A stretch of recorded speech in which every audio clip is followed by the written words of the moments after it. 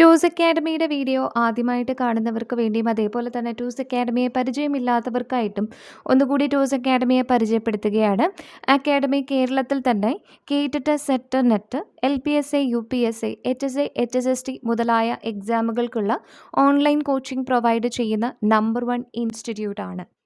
ഇപ്പം ഓരോ തവണയും ഈ എക്സാംസ് കഴിഞ്ഞിറങ്ങുമ്പോൾ നമ്മളുടെ അക്കാഡമിയിൽ നിന്നും ഒരുപാട് കുട്ടികൾ പാസ്സായിട്ട് ഇറങ്ങുന്നുണ്ട്. അതിൻ്റെ എവിഡൻസ് നിങ്ങൾക്ക് സ്ക്രീനിൽ തന്നെ കാണാവുന്നതുമാണ്.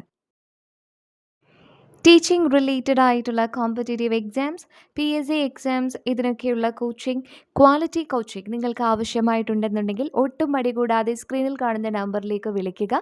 നിങ്ങൾ വിളിക്കേണ്ടതായിട്ടുള്ള നമ്പർ 7510155485. വാട്സപ്പ് ചെയ്താലും മതി. അക്കാഡമി പ്രൊവൈഡ് ചെയ്യുന്നത് ഓൺലൈൻ കോച്ചിങ് ആണ്. അതുകൊണ്ട് തന്നെ എത്ര തിരക്കുള്ളവർക്കും നിങ്ങളുടെ സമയത്തിനനുസരിച്ച് ക്ലാസ്സുകൾ കേൾക്കാനും അതേപോലെ തന്നെ പഠനം മുൻപോട്ട് കൊണ്ടുപോകാനും സാധിക്കുന്ന രീതിയിൽ ടൂസ് അക്കാഡമിയുടെ തന്നെ ഓൺലൈൻ ലേണിംഗ് ആപ്ലിക്കേഷൻ വഴിയായിട്ടാണ് ക്ലാസ്സുകൾ മുൻപോട്ട് കൊണ്ടുപോകുന്നത്. ക്വാളിഫൈഡ് ആയിട്ടുള്ള വളരെ കോമ്പീറ്റൻ്റ് ആയിട്ടുള്ള ഫാക്കൽറ്റിയാണ് ടൂസ് അക്കാഡമിക്കുള്ളത്.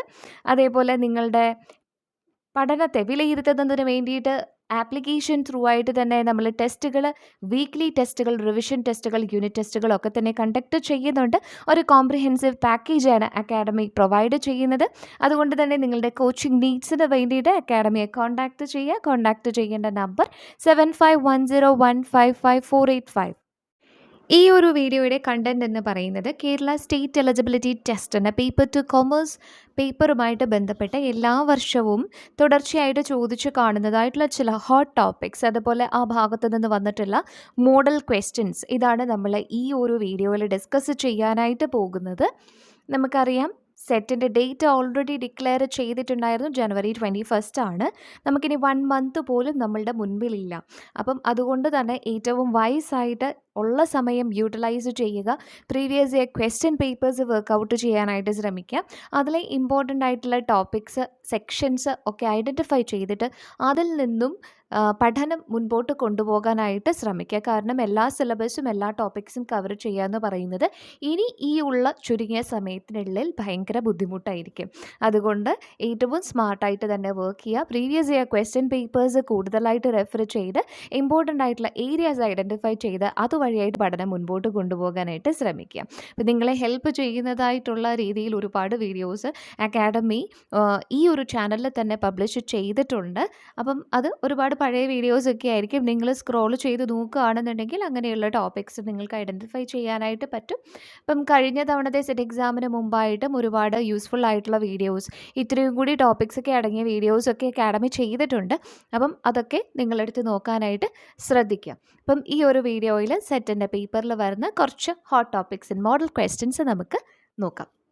വീഡിയോ മുൻപോട്ട് കാണുന്നതിന് മുമ്പ് ഒരു കാര്യം പ്രത്യേകം ശ്രദ്ധിക്കുക. നമ്മൾ ഈ വീഡിയോയ്ക്കകത്ത് സെറ്റിൻ്റെ ക്വസ്റ്റ്യൻ പേപ്പറിൽ, പേപ്പർ 2 കൊമേഴ്സിൻ്റെ ക്വസ്റ്റ്യൻ പേപ്പറിൽ വരാൻ സാധ്യതയുള്ളതായിട്ടുള്ള കുറച്ച് ഏരിയാസാണ് മെൻഷൻ ചെയ്ത് പോവുക.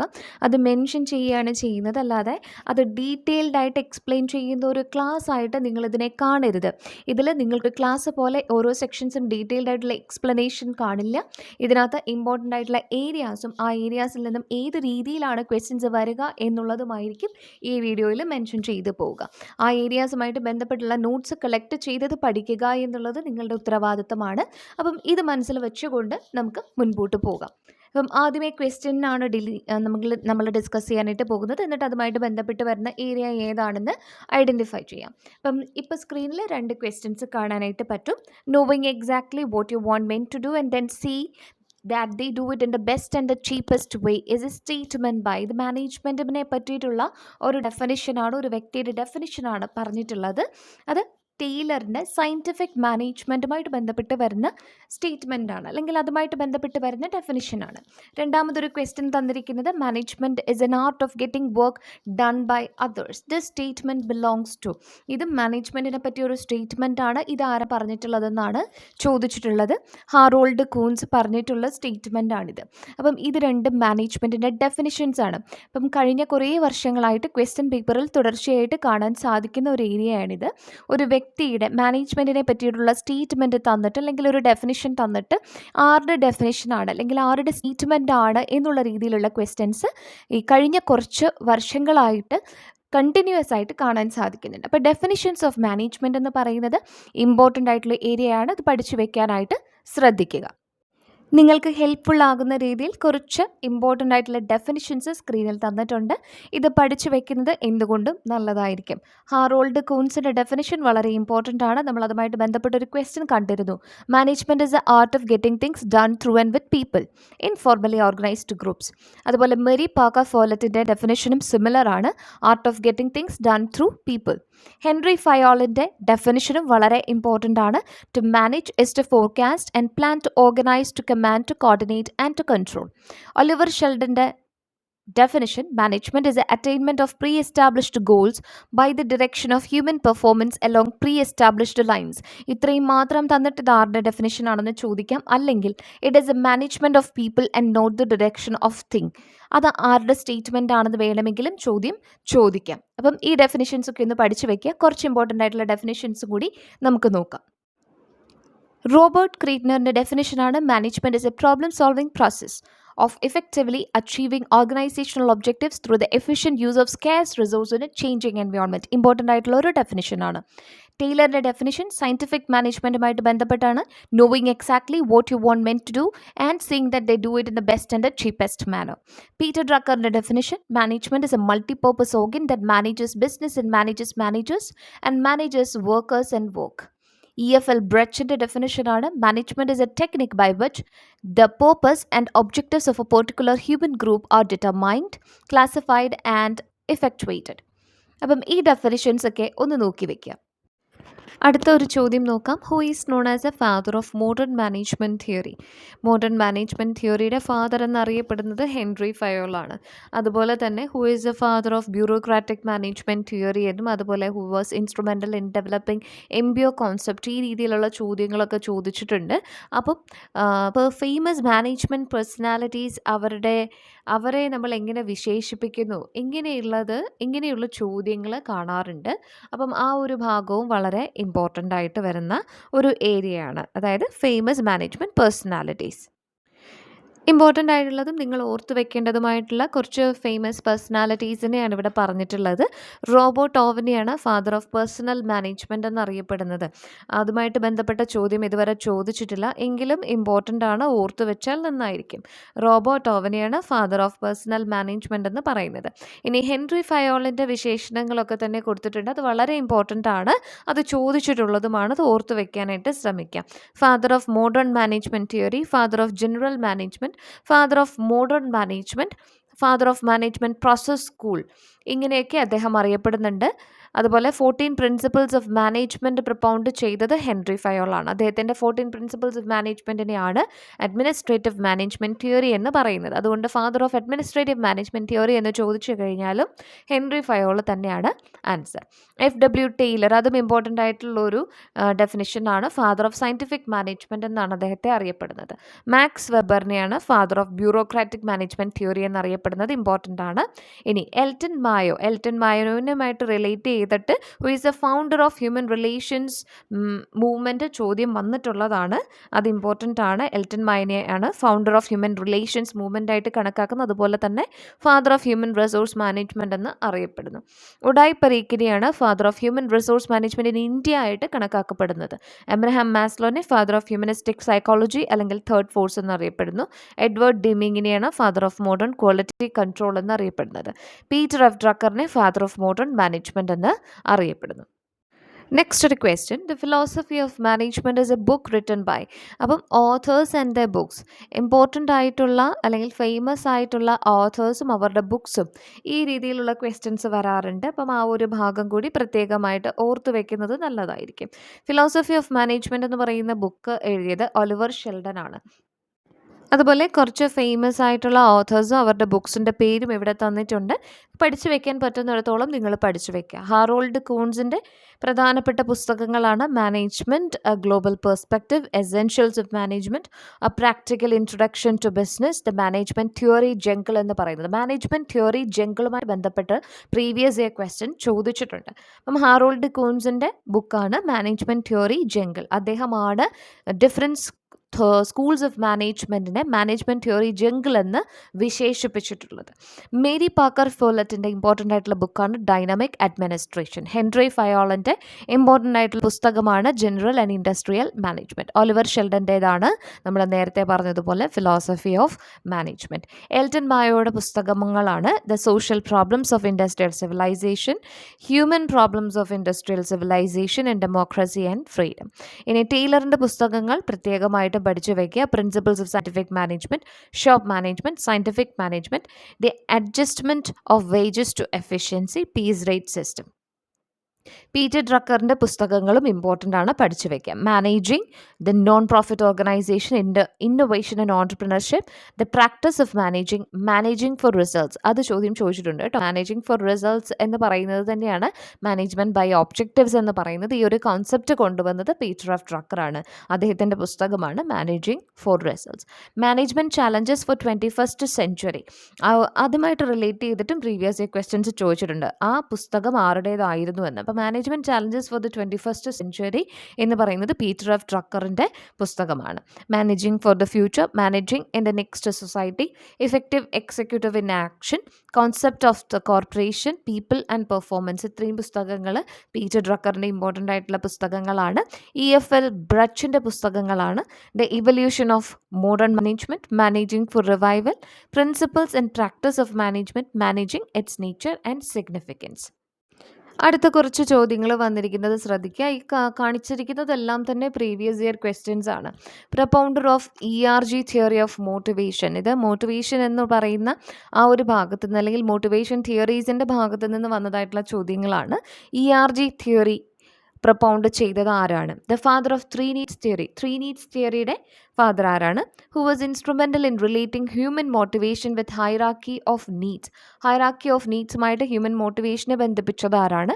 The theory of motivation propounded by മക്ഗ്രിഗറിൻ്റെ മോട്ടിവേഷൻ തിയറി ഏതാണ്? പിന്നെ ഈ തിയറീസും ഓഥേഴ്സുമായിട്ട് ബന്ധപ്പെട്ട് മാച്ച് ദ ഫോളോവിങ് ക്വസ്റ്റ്യൻ ചോദിച്ചിട്ടുണ്ട്. ഇതെല്ലാം തന്നെ പ്രീവിയസ് ഇയർ ക്വസ്റ്റ്യൻ ആണ്. ഈ ക്വസ്റ്റ്യൻ എല്ലാം തന്നെ ചോദിച്ചിരിക്കുന്നത് motivation theories and their authors ഈ ഒരു ഭാഗത്ത് നിന്നാണ്. അപ്പം ഇമ്പോർട്ടൻ്റ് ആയിട്ടുള്ള മോട്ടിവേഷൻ തിയറീസും അതിൻ്റെ ഓഥേഴ്സും നമുക്ക് ജസ്റ്റ് ഒന്ന് നോക്കി പോകാം. എബ്രഹാം എച്ച് മാസ്ലോ പ്രൊപ്പൗണ്ട് ചെയ്തിട്ടുള്ള മോട്ടിവേഷൻ തിയറിയാണ് നീഡ് ഹൈറാർക്കി തിയറി. അതിനകത്ത് 5 നീഡ്സിനെ പറ്റിയാണ് പ്രധാനമായിട്ടും എബ്രഹാം മാസ്ലോ പറയുന്നത്. അതും ഹൈറാർക്കി അനുസരിച്ചാണ് ഹ്യൂമൻ നീഡ്സ് പോകുന്നതുമെന്നാണ് അദ്ദേഹം പറയുന്നത്. അതായത് ഒരു ലോവർ ലെവൽ നീഡ്സ് സാറ്റിസ്ഫൈ ചെയ്തതിന് ശേഷം മാത്രമേ ഹയർ ലെവൽ നീഡിലേക്ക് ഒരു ഹ്യൂമൻ ബീങ് അഡ്വാൻസ് ചെയ്യുള്ളൂ എന്നാണ് അദ്ദേഹം പറയുന്നത്. ഇപ്പം need hierarchy theory Abraham H മാസ്ലോയുടെയാണ്. ക്ലെയ്റ്റൺ ആൽഡഫറിൻ്റെയാണ് ERG തിയറി. ERG തിയറി എന്ന് പറയുന്നത് existence, relatedness and growth needs ആണ് അതിനെ കാണിക്കുന്നത്. അപ്പോൾ ERG തിയറി പ്രൊപ്പൗണ്ട് ചെയ്തത് ക്ലെയ്റ്റൺ ആൽഡഫർ ആണ്. ഡേവിഡ് മക്ലെലൻഡിൻ്റെ തിയറിയാണ് ഹ്യൂമൻ മോട്ടിവേഷൻ തിയറിയെ തന്നെയാണ് 3 needs theory, acquired needs theory, motivational needs theory അല്ലെങ്കിൽ ലേൺഡ് നീഡ്സ് തിയറി എന്നൊക്കെ പറയുന്നത്. ഇനി ഫ്രെഡറിക് ഹെർസ്ബർഗിൻ്റെ തിയറിയാണ് മോട്ടിവേഷൻ ഹൈജീൻ തിയറി അല്ലെങ്കിൽ 2 ഫാക്ടർ തിയറി എന്ന് പറയുന്നത്. അപ്പം ഇതിനകത്ത് 2 ഫാക്ടേഴ്സിനെ പറ്റി പറയുന്നുണ്ട്, മോട്ടിവേഷൻ ഫാക്ടേഴ്സും ഹൈജീൻ ഫാക്ടേഴ്സും. അപ്പം ഇതിനെ മോട്ടിവേഷൻ ഹൈജീൻ തിയറി എന്നും 2 ഫാക്ടർ തിയറി എന്നും അറിയപ്പെടുന്നു. ഡഗ്ലസ് മക്ഗ്രിഗർ പ്രൊപ്പൗണ്ട് ചെയ്ത 2 തിയറിയാണ് theory X and theory Y.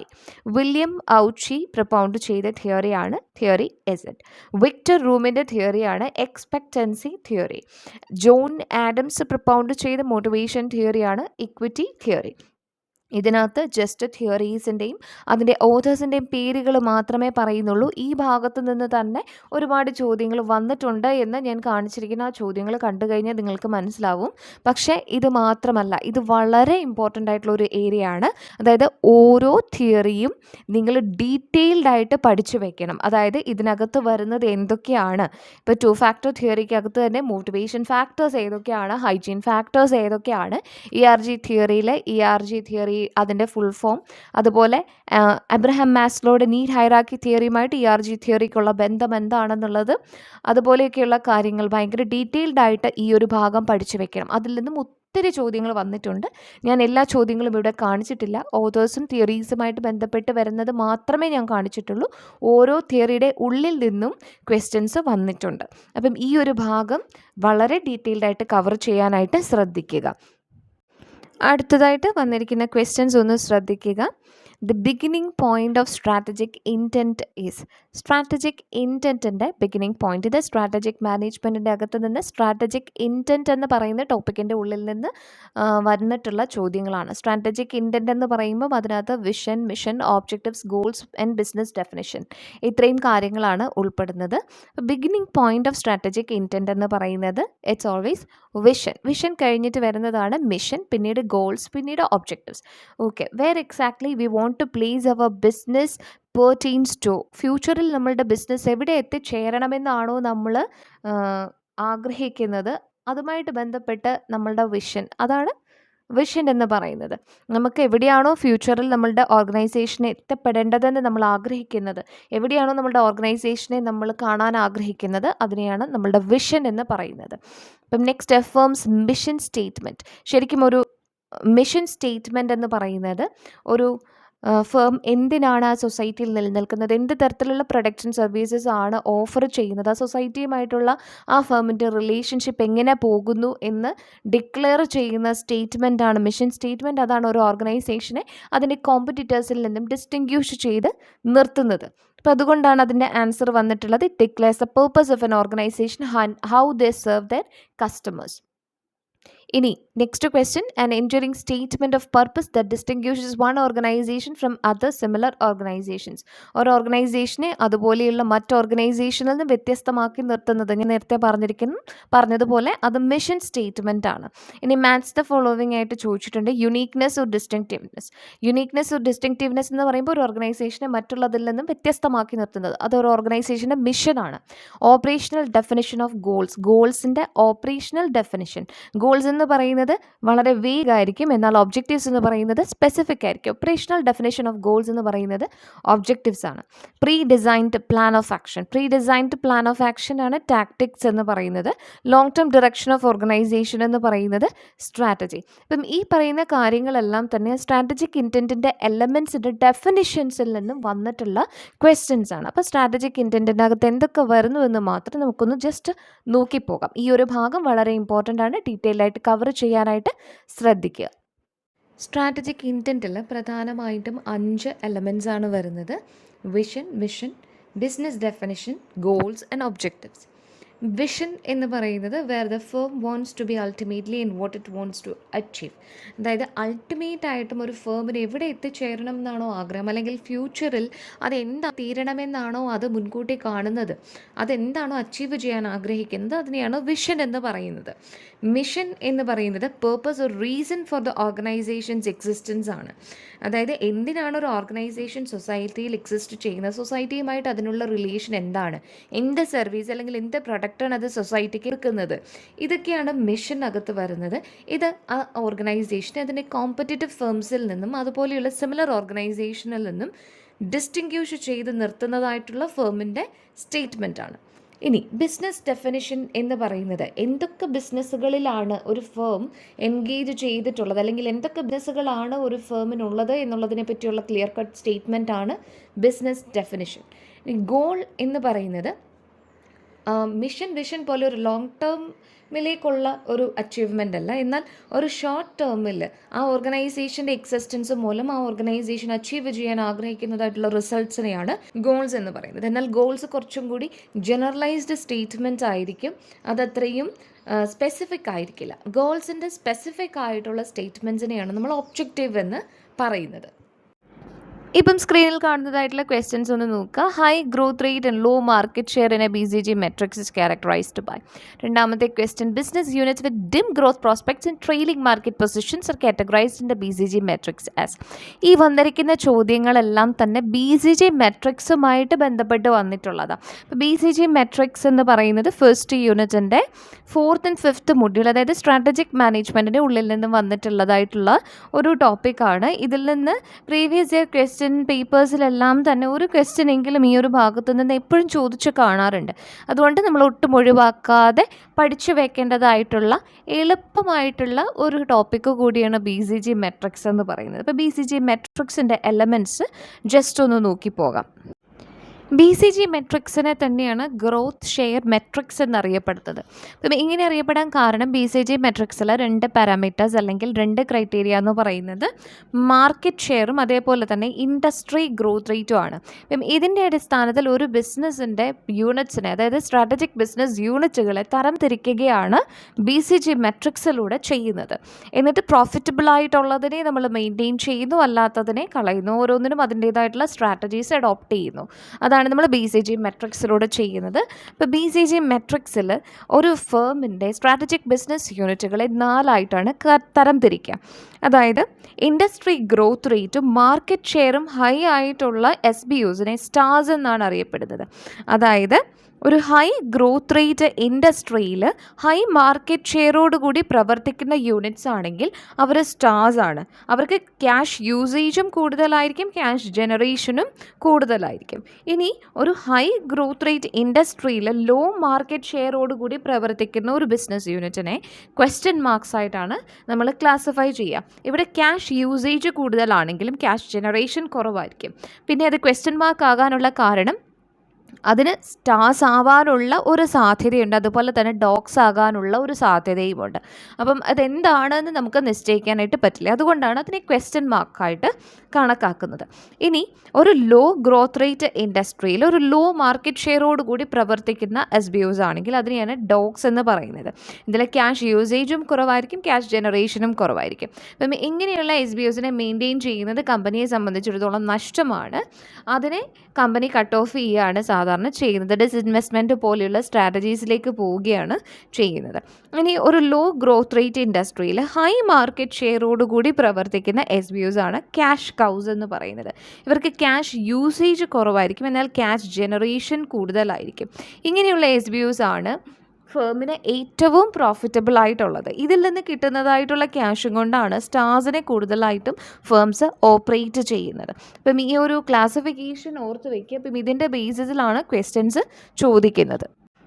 ഇപ്പോൾ സ്ക്രീനിൽ കാണുന്നതായിട്ടുള്ള ക്വസ്റ്റ്യൻസ് എല്ലാം തന്നെ RBIയുടെ ക്രെഡിറ്റ് കൺട്രോൾ മെഷേഴ്സുമായിട്ട് റിലേറ്റ് ചെയ്ത് വരുന്ന ക്വസ്റ്റ്യൻസ് ആണ്. The rate at which Central Bank of a country lends money to commercial banks. The rate at which RBI discounts the bill of commercial banks. Portion of deposits with banks have to keep with the RBI as cash. The rate at which banker is willing to buy foreign currency.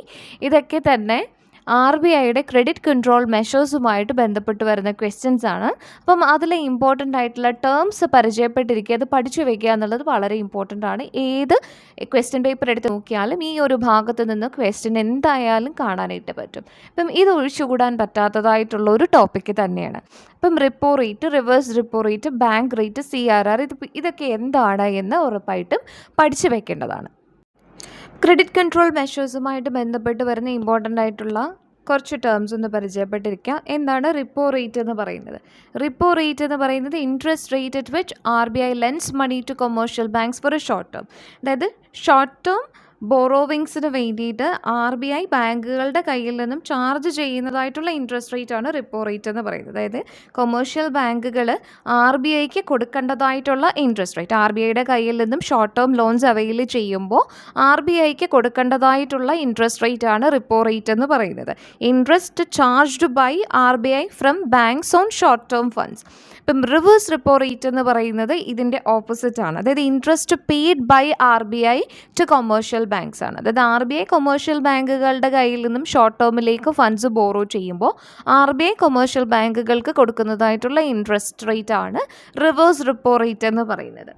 ഇനി cash reserve ratio CRR എന്ന് പറയുന്നത് commercial ബാങ്കുകൾ അവരുടെ കയ്യിലുള്ള total ഡിപ്പോസിറ്റ്സിന് അനുസൃതമായിട്ട് central ബാങ്കിൽ എത്ര reserves maintain ചെയ്യണമെന്ന് പറയുന്നുണ്ട്. അപ്പോൾ അതിനെയാണ് ക്യാഷ് റിസർവ് റേഷ്യോ എന്ന് പറയുന്നത്.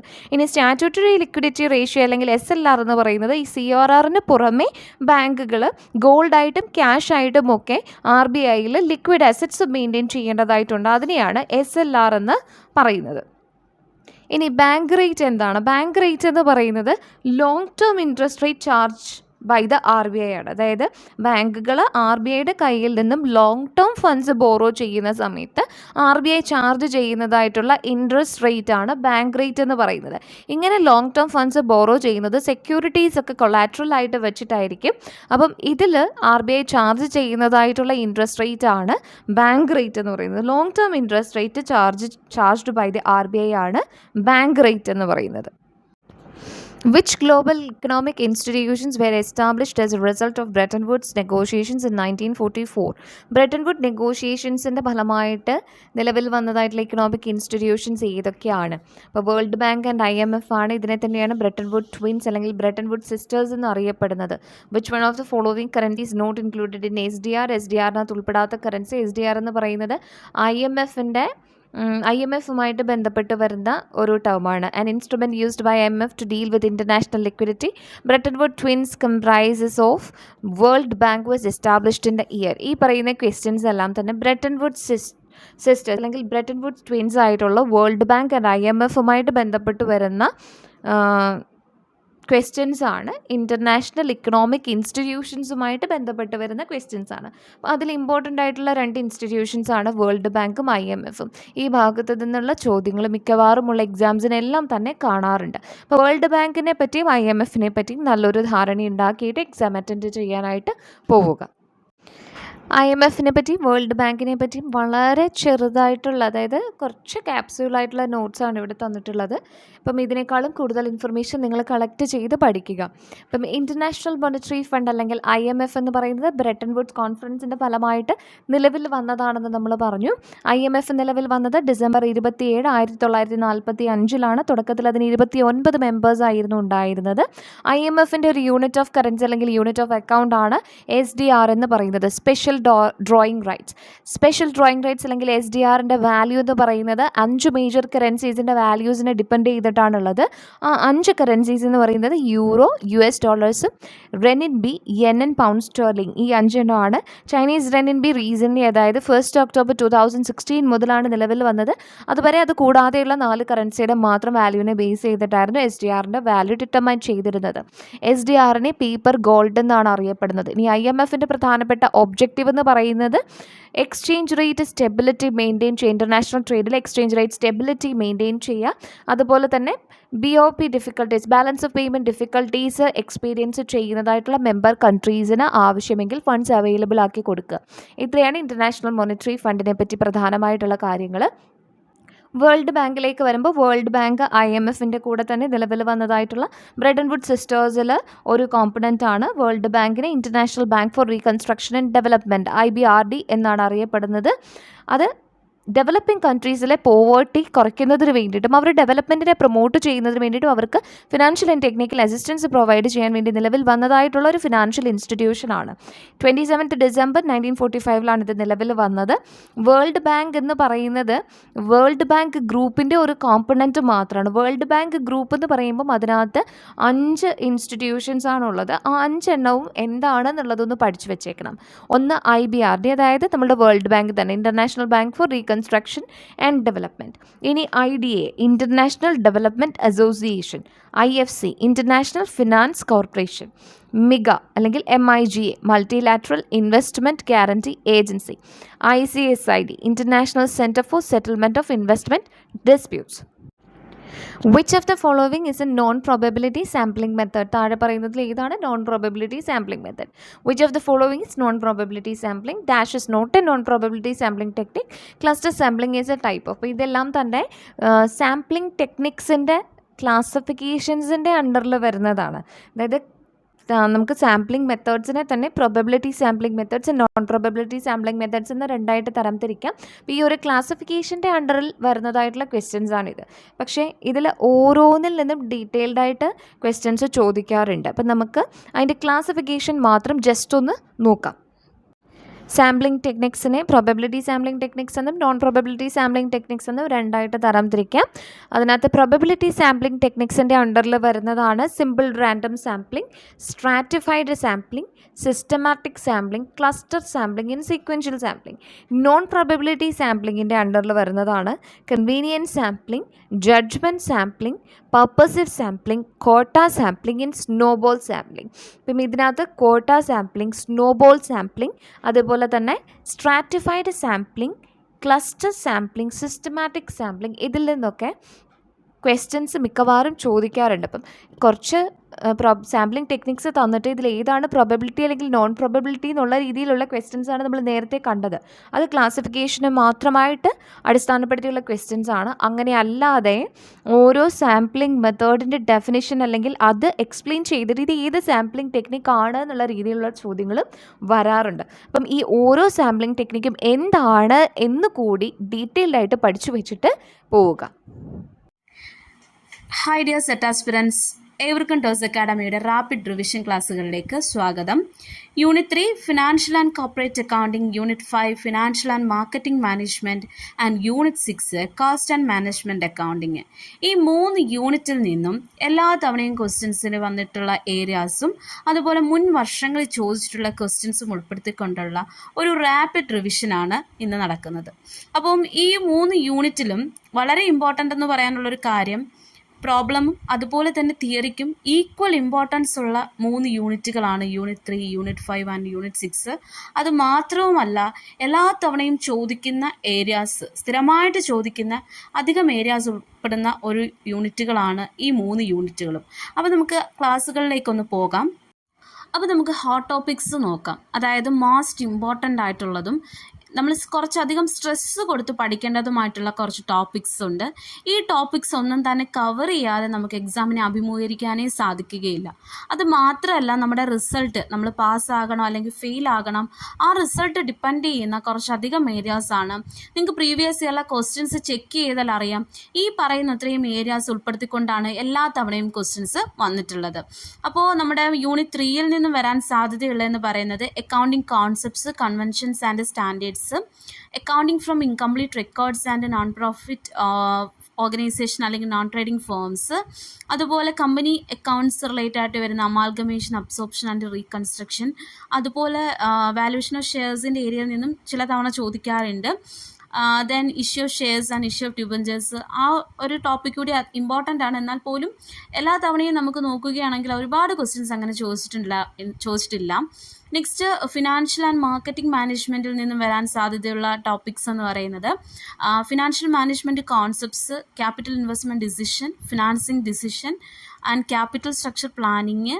ആൻഡ് നെക്സ്റ്റ് എന്ന് പറയുന്നത് dividend policy and cost of capital and theories of dividend. Then മാർക്കറ്റിങ്ങിൽ നിന്നും വരുന്നത് concepts of market and marketing mix ആണ്. പിന്നെ കുറച്ച് അധികം ടേംസുകൾ വരുന്ന ഒരു ഏരിയ ആണ് മാർക്കറ്റിംഗ് എന്ന് പറയുന്നത്. നമ്മൾ കേട്ട് പരിചയമില്ലാത്ത കുറച്ച് പുതിയ ടേംസ് വരാൻ സാധ്യതയുള്ള ഒരു ഏരിയ ആണ് മാർക്കറ്റിംഗ് എന്ന് പറയുന്നത്. ദെൻ കോസ്റ്റ് ആൻഡ് മാനേജ്മെൻറ്റ് അക്കൗണ്ടിങ്ങിൽ നിന്ന് വരുന്നത് പ്രോബ്ലവും അതുപോലെ തന്നെ തിയറിക്കും ഇമ്പോർട്ടൻസ് കൊടുത്തുകൊണ്ടാണ്. Cost accounting basic concepts and cost control, cost reduction, management accounting, അതുപോലെ financial statement analysis and marginal costing, break even analysis ആണ്. ഇതിൽ cost control and cost reduction ഒന്നിലേറെ ക്വസ്റ്റ്യൻസ് വരാറില്ല. പക്ഷേ മാർജിനൽ കോസ്റ്റിംഗ് അതുപോലെ ഫിനാൻഷ്യൽ സ്റ്റേറ്റ്മെൻറ്റ് അനാലിസിസ് ഒക്കെ എന്ന് പറയുന്നത് ഒന്നിലധികം ക്വസ്റ്റ്യൻസ് വരാൻ സാധ്യതയുള്ളതാണ്. അപ്പോൾ ഈ ഉൾപ്പെടുത്തിയിരിക്കുന്ന ക്വസ്റ്റ്യൻസ് ഒക്കെ എന്ന് പറയുന്നത് മോസ്റ്റ് റിപ്പീറ്റായിട്ട് വന്നിട്ടുള്ളതും അതുപോലെ ഒന്നിലധികം ക്വസ്റ്റ്യൻസ് ഈ പറയുന്ന ഏരിയയിൽ നിന്നും വന്നിട്ടുണ്ട്. അപ്പോൾ നമുക്ക് കൂടുതൽ കാര്യങ്ങൾ ക്ലാസ്സുകളിലേക്ക് പോകുമ്പോൾ മനസ്സിലാകും. അപ്പോൾ ഇത്രയും ഏരിയാസ് നിങ്ങളുടെ സ്റ്റഡി പ്ലാനകത്ത് ഉൾപ്പെടുത്തി വേണം ഇനിയും പഠിക്കാത്തവർ പഠിക്കാൻ. ഇത്രയും ഏരിയാസ് പഠിച്ചുകൊണ്ട് പോയി കഴിഞ്ഞാൽ പോലും നിങ്ങൾക്ക് ഈസി ആയിട്ട് സെറ്റ് എക്സാം ക്ലിയർ ചെയ്ത് പോകാവുന്നതേ ഉള്ളൂ. So unit 3 financial and corporate അക്കൗണ്ടിങ്ങിനെ സംബന്ധിച്ചിടത്തോളം accounting concepts, conventions and standards ആണ് തിയറി പാർട്ടിൽ നിന്നും ചോദിക്കാൻ സാധ്യതയുള്ളത്. അപ്പം എല്ലാ കോൺസെപ്റ്റ്സും ഒരുവിധം അറിഞ്ഞിരിക്കണം അതെന്താണെന്നുള്ളത്. ബിസിനസ് എൻറ്റിറ്റി കോൺസെപ്റ്റ് പ്രകാരം ബിസിനസ്സും ബിസിനസ്മെനും സെപ്പറേറ്റ് ആണ് അല്ലെങ്കിൽ ഡിസ്റ്റിങ്ക്റ്റ് ആണെന്നാണ് ഈ കോൺസെപ്റ്റിൽ പറയുന്നത്. ആൻഡ് അക്കൗണ്ടിങ് പീരീഡ് എന്ന് പറയുന്നത് നമ്മുടെ ആ ഒരു 12 months പീരീഡാണ്. ദാറ്റ് മീൻസ് നമ്മുടെ മാർച്ച് ടു ഏപ്രിൽ വരെയുള്ള ആ ഒരു കാലയളവാണ് അക്കൗണ്ടിങ് പീരീഡ് എന്നുള്ള എന്നുള്ളത് കൊണ്ട് ഉദ്ദേശിക്കുന്നത്. അത് ഓരോ കൺട്രീസിലും ഡിഫറെൻ്റ് ആയിരിക്കും അവിടെ അക്കൗണ്ടിങ് പീരീഡ് അല്ലെങ്കിൽ ഫിനാൻഷ്യൽ പീരീഡ് എന്ന് പറയുന്നത്. Then revenue recognition principles and consistency principles. Consistency principle എന്ന് പറയുന്നത് ഏതൊരു ബിസിനസ് ഓർഗനൈസേഷൻസും അവരുടെ റെക്കോർഡിങ്ങിനകത്തൊരു കൺസിസ്റ്റൻസി കീപ്പ് ചെയ്യണം എന്നുള്ളതാണ്. ആൻഡ് മെറ്റീരിയാലിറ്റി കോൺസെപ്റ്റ് ഉണ്ട്.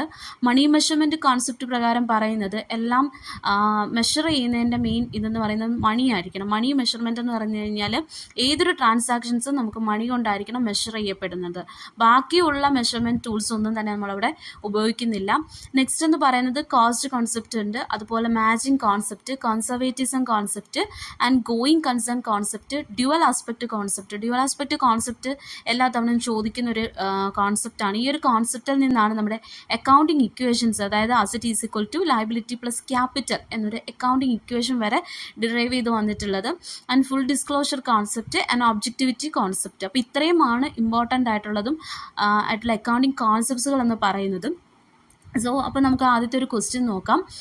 Which of the following is not accounting concept. അപ്പം ഈ തന്നിരിക്കുന്ന ഓപ്ഷൻസിനകത്ത് അക്കൗണ്ടിങ് കോൺസെപ്റ്റ് അല്ലാത്തത് ഏത്? അപ്പോൾ നമ്മൾ എല്ലാ കോൺസെപ്റ്റും അറിഞ്ഞെങ്കിൽ മാത്രമേ ഈ ഒരു ക്വസ്റ്റ്യൻ നമുക്ക് ആൻസർ ചെയ്യാൻ സാധിക്കുകയുള്ളൂ അല്ലേ. അപ്പം true and fair view concept ആണ് ഇതിലെ കറക്റ്റ് ആൻസർ എന്ന് പറയുന്നത്. കാരണം ബാക്കിയെല്ലാം തന്നെ എന്താണ്, അക്കൗണ്ടിങ് കോൺസെപ്റ്റ്സുകളാണ് അല്ലേ. നെക്സ്റ്റ് എന്ന് പറയുന്നത് an item should be regarded as material if there is reason to believe that knowledge it would influence the decision of investors defined. അതായത് നമുക്ക് ഈ തന്നിരിക്കുന്നതിനകത്ത് ഏതൊരു പ്രിൻസിപ്പിളിനെ ബേസ് ചെയ്തുകൊണ്ടാണ് ഈ പറഞ്ഞിരിക്കുന്ന സ്റ്റേറ്റ്മെൻറ്റ് എന്നുള്ളതാണ്. അതിൽ കൺവെൻഷൻ ഓഫ് ഡിസ്ക്ലോഷർ ഉണ്ട്, കൺസിസ്റ്റൻസി ഉണ്ട്, കൺസർവേറ്റിസം ഉണ്ട്. അപ്പോൾ ആ ഒരു ക്വസ്റ്റ്യനിൽ തന്നെ അതിൻ്റെ ആൻസർ ഉണ്ട്. കൺവെൻഷൻ ഓഫ് മെറ്റീരിയലിറ്റി ആണ്. അത് പ്രകാരം പറയുന്നത് നമ്മൾ ഇമ്മെറ്റീരിയൽ ആയിട്ടുള്ള ഐറ്റത്തിന് എന്ത് ചെയ്യണം, ഒഴിവാക്കണം എന്നാണ് പറഞ്ഞിരിക്കുന്നത്. അപ്പോൾ മെറ്റീരിയാലിറ്റി കോൺസെപ്റ്റ് പ്രകാരം പറയുന്നത് റിലവൻ്റ് ആയിട്ടുള്ള ഇൻഫർമേഷൻസ് മാത്രമാണ് നമ്മൾ ബാലൻസ് ഷീറ്റ് പോലുള്ളതും അതുപോലെ പ്രോഫിറ്റ് ആൻഡ് ലോസ് അക്കൗണ്ട് ഉൾപ്പെടെയുള്ളതിനകത്ത് ഉൾപ്പെടുത്തേണ്ടത് റിലവൻ്റ് ആയിട്ടുള്ള ഇൻഫർമേഷൻസ് ആണ്. എസ്പെഷ്യലി ബാലൻസ് ഷീറ്റിൻ്റെ കേസിലാണ് നമ്മൾ കൂടുതലും റിലവൻ്റ് ആയിട്ടുള്ള കാര്യങ്ങൾ ഉൾപ്പെടുത്തേണ്ടത്. ദെൻ നെക്സ്റ്റ് ക്വസ്റ്റ്യൻ എന്ന് പറയുന്നത് according to matching concept dash prepared. അപ്പം മാച്ചിങ് കോൺസെപ്റ്റ് അനുസരിച്ച് പ്രിപ്പയർ ചെയ്യുന്നത് പ്രോഫിറ്റ് ആൻഡ് ലോസ് അക്കൗണ്ട് ആണ്. കാരണം ഒരു അക്കൗണ്ടിങ് പീരീഡിലെ പ്രോഫിറ്റ് എന്ന് പറയുന്നത് റവന്യൂവിൽ നിന്നും എക്സ്പെൻസ് കുറയ്ക്കുമ്പോൾ ലഭിക്കുന്നതാണ് അല്ലേ. അപ്പോൾ മാച്ചിങ് കോൺസെപ്റ്റ് പ്രകാരം പറയുന്നത് ഇത്രയുമാണ്. ഏതൊരു അക്കൗണ്ടിങ് പീരീഡിലെയും എക്സ്പെൻസ് എന്ന് പറയുന്നത് റവന്യൂവിന് ഈക്വൽ ആയിരിക്കണം എന്നുള്ളതാണ്. അപ്പോൾ ഈ ഒരു കോൺസെപ്റ്റ് പ്രകാരമാണ് profit and loss statement prepare ചെയ്യുന്നത്. അതായത് ഉണ്ടാകുന്ന റവന്യൂ എന്ന് പറയുന്നത് അവിടുത്തെ എക്സ്പെൻസിന് ഈക്വലായിട്ട് വരണം എന്നുള്ളതാണ്. സോ ആ ഒരു ഡിഫറൻസ് ആണ് പ്രോഫിറ്റ് അല്ലെങ്കിൽ ലോസ് എന്ന് പറയപ്പെടുന്നത്. അപ്പം അക്കൗണ്ടിങ് കോൺസെപ്റ്റ്സിൽ നിന്നും നമുക്ക് ഒരുപാട് ക്വസ്റ്റ്യൻസ് വരാൻ സാധ്യതയുണ്ട്. അപ്പോൾ എല്ലാ കോൺസെപ്റ്റ്സും ഒരുവിധം അറിഞ്ഞിരിക്കണം. അതുപോലെ അതിൻ്റെ എക്സാമ്പിൾസും നമ്മൾ അറിഞ്ഞിരിക്കണം. എങ്കിൽ മാത്രമേ ഈ പറയുന്ന ക്വസ്റ്റ്യൻസ് നമുക്ക് ഈസി ആയിട്ട് അറ്റൻഡ് ചെയ്യാൻ സാധിക്കുകയുള്ളൂ. Accounting standards. അപ്പം അക്കൗണ്ടിങ് സ്റ്റാൻഡേർഡ്സ് ഇല്ലാത്തൊരു ക്വസ്റ്റ്യൻ തന്നെ നമുക്ക് കാണാൻ കഴിയില്ല അല്ലേ. അപ്പോൾ അക്കൗണ്ടിങ് സ്റ്റാൻഡേർഡ്സിൻ്റെ എല്ലാ ലെവൽ ക്വസ്റ്റ്യൻസും നമുക്ക് എക്സ്പെക്റ്റ് ചെയ്യാവുന്നതാണ്. കുറച്ച് കാലയളവിലൊക്കെ ചോദിച്ചിരുന്നത് അക്കൗണ്ടിങ് സ്റ്റാൻഡേർഡ്സുമായിട്ട് ബന്ധപ്പെട്ടുള്ള ഹിസ്റ്ററിയിൽ നിന്ന് ക്വസ്റ്റ്യൻസ് വന്നിട്ടുണ്ട്. അതുപോലെ അക്കൗണ്ടിങ് സ്റ്റാൻഡേർഡ്സ് എത്ര എന്നുള്ളതൊന്ന് ക്വസ്റ്റ്യൻസ് വന്നിട്ടുണ്ട്. ഇന്ത്യൻ അക്കൗണ്ടിങ് സ്റ്റാൻഡേർഡും ഇൻ്റർനാഷണൽ അക്കൗണ്ടിങ് സ്റ്റാൻഡേർഡ്സും എല്ലാം ഉൾപ്പെടുത്തിയും ക്വസ്റ്റ്യൻസ് വന്നിട്ടുണ്ട്. അതുപോലെ മാച്ച് ദ ഫോളോവിങ്സ് എല്ലാ തവണയും ചോദിക്കുന്നത് അക്കൗണ്ടിങ് സ്റ്റാൻഡേർഡ്സ് ആണ്. ചിലപ്പോൾ നിങ്ങൾക്ക് ഒന്നോ രണ്ടോ കറക്റ്റ് അക്കൗണ്ടിങ് സ്റ്റാൻഡേർഡ്സ് അറിയാമെന്നുണ്ടെങ്കിൽ നിങ്ങൾക്ക് ആ ഒരു മാർക്ക് സേഫ് ആക്കാൻ പറ്റും. അപ്പോൾ മൊത്തത്തിൽ 41 അക്കൗണ്ടിങ് സ്റ്റാൻഡേർഡ്സ് ആണുള്ളത്. അതിൽ Indian accounting standards, international accounting standards എന്നുള്ള 2 രീതിയിലാണ് ക്ലാസിഫൈ ചെയ്തിരിക്കുന്നത്. ഗ്യാപ്പിലാണ് ഈ പറയുന്ന അക്കൗണ്ടിങ് സ്റ്റാൻഡേർഡ്സ്, കൺവെൻഷൻസ്, കോൺസെപ്റ്റ്സ് ഇതെല്ലാം ഉൾപ്പെടുന്നവയാണ് ജനറലി അക്സെപ്റ്റഡ് അക്കൗണ്ടിങ് പ്രിൻസിപ്പിൾസ് എന്ന് പറയുന്നത്. ഇതൊരു നമ്മുടെ ഒരു അക്കൗണ്ടിങ് സിസ്റ്റത്തിന് ഒരു കോമൺ ലാംഗ്വേജ് അല്ലെങ്കിൽ യുണീക്ക് കൊണ്ടുവരിക എന്നുള്ളതാണ് ഗ്യാപ്പിൻ്റെ മെയിനായിട്ടുള്ള ഉദ്ദേശം എന്ന് പറയുന്നത്. അപ്പോൾ ആദ്യം തന്നെ ഒരു ക്വസ്റ്റ്യൻ എന്ന് പറയുന്നത് അക്കൗണ്ടിങ് സ്റ്റാൻഡേർഡ് 3 പ്രകാരം പറയുന്നത് ക്യാഷ് ഫ്ലോ സ്റ്റേറ്റ്മെൻ്റ് ആണ്. അപ്പം അക്കൗണ്ടിങ് സ്റ്റാൻഡേർഡ് എന്ന് പറയുന്നത് IAS അഥവാ ഇൻ്റർനാഷണൽ അക്കൗണ്ടിങ് സ്റ്റാൻഡേർഡ്സിനെയാണ് AS എന്നുള്ളത് കൊണ്ട് സൂചിപ്പിക്കുന്നത്. ദെൻ ഇന്ത്യൻ അക്കൗണ്ടിങ് സ്റ്റാൻഡേർഡ്സിനെ AS എന്നുള്ള രീതിയിലാണ് സൂചിപ്പിക്കുന്നത്. അപ്പോൾ നിങ്ങൾ എക്സാം അറ്റൻഡ് ചെയ്യുന്ന സമയത്ത് നമ്മൾ പെട്ടെന്ന് ആൻസർ അറിയാം എന്നുള്ള രീതിയിൽ ചാടിക്കയറി ആൻസർ ചെയ്യുന്നതിന് മുമ്പ് ഒന്ന് നോക്കണം, ഇന്ത്യൻ അക്കൗണ്ടിങ് സ്റ്റാൻഡേർഡ് ആണോ ഇൻ്റർനാഷണൽ അക്കൗണ്ടിങ് സ്റ്റാൻഡേർഡ് ആണോ. കാരണം ഇന്ത്യൻ അക്കൗണ്ടിങ് സ്റ്റാൻഡേർഡ്സിൽ നിന്നും കുറച്ച് വിഭിന്നമാണ് ഇൻ്റർനാഷണൽ അക്കൗണ്ടിങ് സ്റ്റാൻഡേർഡ്സ്. അപ്പോൾ മുമ്പ് ചോദിച്ചിട്ടുള്ള, അതായത് ഈ കഴിഞ്ഞ റീസെൻ്റ് എക്സാമിൽ നിന്നുള്ള ഒരു ക്വസ്റ്റ്യൻ്റെ ആൻസറാണ് തന്നിരിക്കുന്നത്. അക്കൗണ്ടിങ് സ്റ്റാൻഡേർഡ് 1 പ്രകാരം പറയുന്നത് ഡിസ്ക്ലോഷർ ഓഫ് അക്കൗണ്ടിങ് പോളിസീസ് ആണ്. അക്കൗണ്ടിങ് സ്റ്റാൻഡേർഡ് 9 പ്രകാരം പറയുന്നത് റവന്യൂ റെക്കഗ്നീഷൻ ആണ്. അക്കൗണ്ടിങ് സ്റ്റാൻഡേർഡ് 18 പ്രകാരം പറയുന്നത് റിലേറ്റഡ് പാർട്ടി ഡിസ്ക്ലോഷർ ആണ്. ആൻഡ് അക്കൗണ്ടിങ് സ്റ്റാൻഡേർഡ് 25 പ്രകാരം ഇൻ്ററിം ഫിനാൻഷ്യൽ റിപ്പോർട്ടിംഗ് ആണ്. ഇവിടെ ചോദിച്ചിരിക്കുന്നത് അക്കൗണ്ടിങ് സ്റ്റാൻഡേർഡ് ആണ്. ഓക്കെ, ദെൻ ഇനി നമുക്കൊരു ഡിഫറൻസ് നോക്കാം, അതായത് അക്കൗണ്ടിങ് സ്റ്റാൻഡേർഡും ഇന്ത്യൻ അക്കൗണ്ടിങ് സ്റ്റാൻഡേർഡും തമ്മിലുള്ള. അപ്പം അക്കൗണ്ടിങ് സ്റ്റാൻഡേർഡ് 21 പ്രകാരം പറയുന്നത് കൺസോളിഡേറ്റഡ് ഫിനാൻഷ്യൽ സ്റ്റേറ്റ്മെൻറ്റിനെ കുറിച്ചിട്ടാണ് അല്ലേ. എന്നാൽ ഇന്ത്യൻ അക്കൗണ്ടിങ് സ്റ്റാൻഡേർഡ് 21 പ്രകാരം പറയുന്നത് the effect of change in foreign exchange rates ആണ്. അപ്പോൾ നോക്കിക്കേ, ആ ഒരു അക്കൗണ്ടിങ് സ്റ്റാൻഡേർഡ്സിൻ്റെ ആ ഒരു ഡിഫറൻസ് മനസ്സിലായോ? ദെൻ നെക്സ്റ്റ് വന്നിരിക്കുന്നത് ഇന്ത്യൻ അക്കൗണ്ടിങ് സ്റ്റാൻഡേർഡ് 38 പ്രകാരമാണ് ഇൻടാഞ്ചിബിൾ അസറ്റ്സിനെ കുറിച്ച് പറയുന്നത്. എന്നാൽ അക്കൗണ്ടിങ് സ്റ്റാൻഡേർഡ് അഥവാ ഇന്റർനാഷണൽ അക്കൗണ്ടിങ് സ്റ്റാൻഡേർഡ് 26 പ്രകാരമാണ് ഇൻടാഞ്ചിബിൾ അസറ്റ്സിനെ കുറിച്ച് പറയുന്നത്. ഇനി നമുക്ക് കുറച്ച് എക്സാമ്പിൾ നോക്കാം. ഇന്ത്യൻ അക്കൗണ്ടിങ് സ്റ്റാൻഡേർഡ് 1 പ്രകാരം presentation of financial statement, Indian accounting standard 2 പ്രകാരം ഇൻവെൻറ്ററീസ്, ഇന്ത്യൻ അക്കൗണ്ടിങ് സ്റ്റാൻഡേർഡ് 7 പ്രകാരം പറയുന്നത് statement of cash flow. Accounting standard 3 പ്രകാരമാണ് ക്യാഷ് ഫ്ലോയെ കുറിച്ച് പറയുന്നത്. എന്നാൽ ഇന്ത്യൻ അക്കൗണ്ടിങ് സ്റ്റാൻഡേർഡ് 7 പ്രകാരമാണ് സ്റ്റേറ്റ്മെൻറ്റ് ഓഫ് ക്യാഷ് ഫ്ലോ വരുന്നത്. ആൻഡ് ഇന്ത്യൻ അക്കൗണ്ടിങ് സ്റ്റാൻഡേർഡ് 8 പ്രകാരമാണ് accounting policies, change in accounting estimates and errors. And Indian accounting standard 10 പ്രകാരമാണ് events after reporting period. And Indian accounting standard 12 income ടാക്സസിനെ കുറിച്ചിട്ടാണ് പറയുന്നത്. അപ്പം ഈ രണ്ട് മാച്ച് ദ ഫോളോയിങ് പോലെ വന്നതും മുൻ വർഷങ്ങളിൽ ചോദിച്ചിട്ടുള്ള ഒരു ക്വസ്റ്റ്യൻ്റെ ആൻസറാണ്. അപ്പോൾ നിങ്ങൾ എക്സാമിന് പോകുന്നതിന് മുമ്പ് തന്നെ നമ്മളിപ്പം ഈ ഒരു ടൈമിൽ നിങ്ങൾ പഠിച്ചു തുടങ്ങുവാണെങ്കിൽ ഡെയിലി 3 അക്കൗണ്ടിങ് സ്റ്റാൻഡേർഡ് വീതം ജസ്റ്റ് ഒന്ന് വായിച്ചു നോക്കി പോയി കഴിഞ്ഞാൽ എക്സാം ഹോളിൽ നിങ്ങൾക്ക് ഈസി ആയിട്ട് മാർക്ക് സ്കോർ ചെയ്യാൻ പറ്റുന്നൊരു ഏരിയയാണ് അക്കൗണ്ടിങ് സ്റ്റാൻഡേർഡ്. അതുപോലെ അക്കൗണ്ടിങ് സ്റ്റാൻഡേർഡ് ഫോമുലേറ്റ് ചെയ്തത് ഇന്ത്യയിലേത്, അതേപോലെ ഇൻ്റർനാഷണൽ ലെവലിൽ ഏത് എന്നുള്ളതിനെ കുറിച്ചിട്ടൊക്കെ എക്സാംസ് വന്നിട്ടുണ്ട്. അപ്പോൾ ആ വിധ കാര്യങ്ങളും കുറച്ച് ഹിസ്റ്ററി കൂടി നിങ്ങളൊന്ന് നോക്കിയിട്ട് വേണം എക്സാമിന് പോകാൻ. സോ നമ്മൾ ഹോട്ട് ടോപ്പിക്സിനകത്ത് ഉൾപ്പെടുത്തിയിട്ടില്ല എങ്കിൽ പോലും trading profit and loss account balance ഷീറ്റുമായിട്ട് ബന്ധപ്പെട്ട് നമുക്ക് ക്വസ്റ്റ്യൻസ് വരാറുണ്ട്. ഇപ്പോൾ റീസെൻ്റായിട്ട് വന്നൊരു ക്വസ്റ്റ്യൻ എന്ന് പറയുന്നത് ബാലൻസ് ഷീറ്റുമായിട്ട് ബന്ധപ്പെട്ട് ബാലൻസ് ഷീറ്റ് നമ്മൾ അറേഞ്ച് ചെയ്തിരിക്കുന്നത് ഒന്നുകിൽ in the order of permanence അല്ലെങ്കിൽ in the order of liquidity. ആ രീതിയിൽ ബാലൻസ് ഷീറ്റിനെ അറേഞ്ച് ചെയ്യുന്നതിന് മാർഷലിംഗ് എന്നാണ് അറിയപ്പെടുന്നത്. അപ്പം ഒന്നുകിൽ ലിക്വിഡിറ്റിയുടെ അടിസ്ഥാനത്തിൽ ഏറ്റവും ലിക്വിഡായിട്ടുള്ള അസറ്റ്സ് ആദ്യം എഴുതിയിട്ട് ലിക്വിഡിറ്റി തീരെ കുറവായിട്ടുള്ള അസറ്റ്സ് നമ്മൾ ലാസ്റ്റ് എഴുതും. ഫോർ എക്സാമ്പിൾ പറയുകയാണെങ്കിൽ ക്യാഷ് ഇൻ ഹാൻഡ് ആണ് ഏറ്റവും ലിക്വിഡ് ഫോമുള്ള അസറ്റ് എന്ന് പറയുന്നത്. എന്നാൽ ഏറ്റവും ലിക്വിഡിറ്റി കുറഞ്ഞ അസറ്റ് എന്ന് പറയുന്നത് എന്താണ്? ഗുഡ് വിൽ ആണ് അല്ലേ. അതുപോലെ in the order of permanence എന്ന് പറയുന്നത് ആദ്യം ഈ ലിക്വിഡിറ്റി തീരെ കുറഞ്ഞ അസറ്റ്സുകൾ, ഫിക്സഡ് അസറ്റ്സുകളൊക്കെ ആദ്യം എഴുതിയതിന് ശേഷം അതിനുശേഷം നമ്മൾ കറണ്ട് അസറ്റ്സ് റെക്കോർഡ് ചെയ്യുന്ന ഒരു രീതിയാണ് പെർമനൻസ് എന്ന് പറയുന്നത്. അപ്പോൾ ഈ രണ്ട് രീതിയിലും ചില അസറ്റ്സിനെ അറേഞ്ച് ചെയ്യാനൊക്കെ ക്വസ്റ്റ്യൻസ് വന്നിട്ടുണ്ട്. അപ്പോൾ അതുകൊണ്ട് ആ ഒരു ഏരിയയും അത്യാവശ്യം നോക്കിയിട്ട് വേണം പോകാനും. അപ്പം ഗ്രോസ് പ്രോഫിറ്റ് കാൽക്കുലേറ്റ് എന്ന് പറയുന്നത് നെറ്റ് സെയിൽസിൽ നിന്നും കോസ്റ്റ് ഓഫ് ഗുഡ്സ് സോൾഡ് കുറയ്ക്കുക എന്നുള്ളതാണ്. അപ്പോൾ ഗ്രോസ് പ്രോഫിറ്റ് കാൽക്കുലേറ്റ് ചെയ്യാൻ വേണ്ടിയിട്ട് നെറ്റ് സെയിൽസും കോസ്റ്റ് ഓഫ് ഗുഡ്സ് സോൾഡ് നമ്മൾ കാൽക്കുലേറ്റ് ചെയ്യേണ്ടതായിട്ടുണ്ട്. അപ്പോൾ നെറ്റ് സെയിൽസ് എന്ന് പറയുമ്പം സെയിൽസിൽ നിന്നും സെയിൽസ് റിട്ടേൺ കുറയ്ക്കുന്നതാണ് നെറ്റ് സെയിൽസ് എന്ന് പറയുന്നത്. ഓക്കെ, അപ്പോൾ നെറ്റ് സെയിൽസിൽ നിന്നും കോസ്റ്റ് ഓഫ് ഗുഡ്സ് സോൾഡ് എന്ന് പറയുന്നത് opening stock, net purchase add ചെയ്തതിന് ശേഷം അതിൽ നിന്നും ക്ലോസിംഗ് സ്റ്റോക്കും കുറയ്ക്കുക. Then all direct expense add ചെയ്യുമ്പോഴാണ് നമുക്ക് കോസ്റ്റ് ഓഫ് ഗുഡ്സ് സോൾഡ് ലഭിക്കുന്നത്. കുറച്ചുകൂടി സിമ്പിളായിട്ട് പറയുകയാണെന്നുണ്ടെങ്കിൽ opening stock, net purchase, direct എക്സ്പെൻസും ആഡ് ചെയ്തതിന് ശേഷം ക്ലോസിംഗ് സ്റ്റോക്കിനോടൊപ്പം കുറയ്ക്കുമ്പോഴാണ് നമുക്ക് കോസ്റ്റ് ഓഫ് ഗുഡ്സ് സോൾഡ് ലഭിക്കുന്നത്. ഓക്കെ, ഇനി നെറ്റ് പ്രോഫിറ്റ് കാൽക്കുലേറ്റ് ചെയ്യാൻ വേണ്ടിയിട്ട് ടോട്ടൽ റവന്യൂ ടോട്ടൽ എക്സ്പെൻസിൽ നിന്ന് കുറയ്ക്കുമ്പോൾ നമുക്ക് ലഭിക്കുന്നത് നെറ്റ് പ്രോഫിറ്റും. എന്നാൽ ടോട്ടൽ എക്സ്പെൻസിൽ നിന്നും ടോട്ടൽ റവന്യൂ കുറയ്ക്കുന്നതാണ് നെറ്റ് ലോസ് എന്ന് പറയുന്നത്.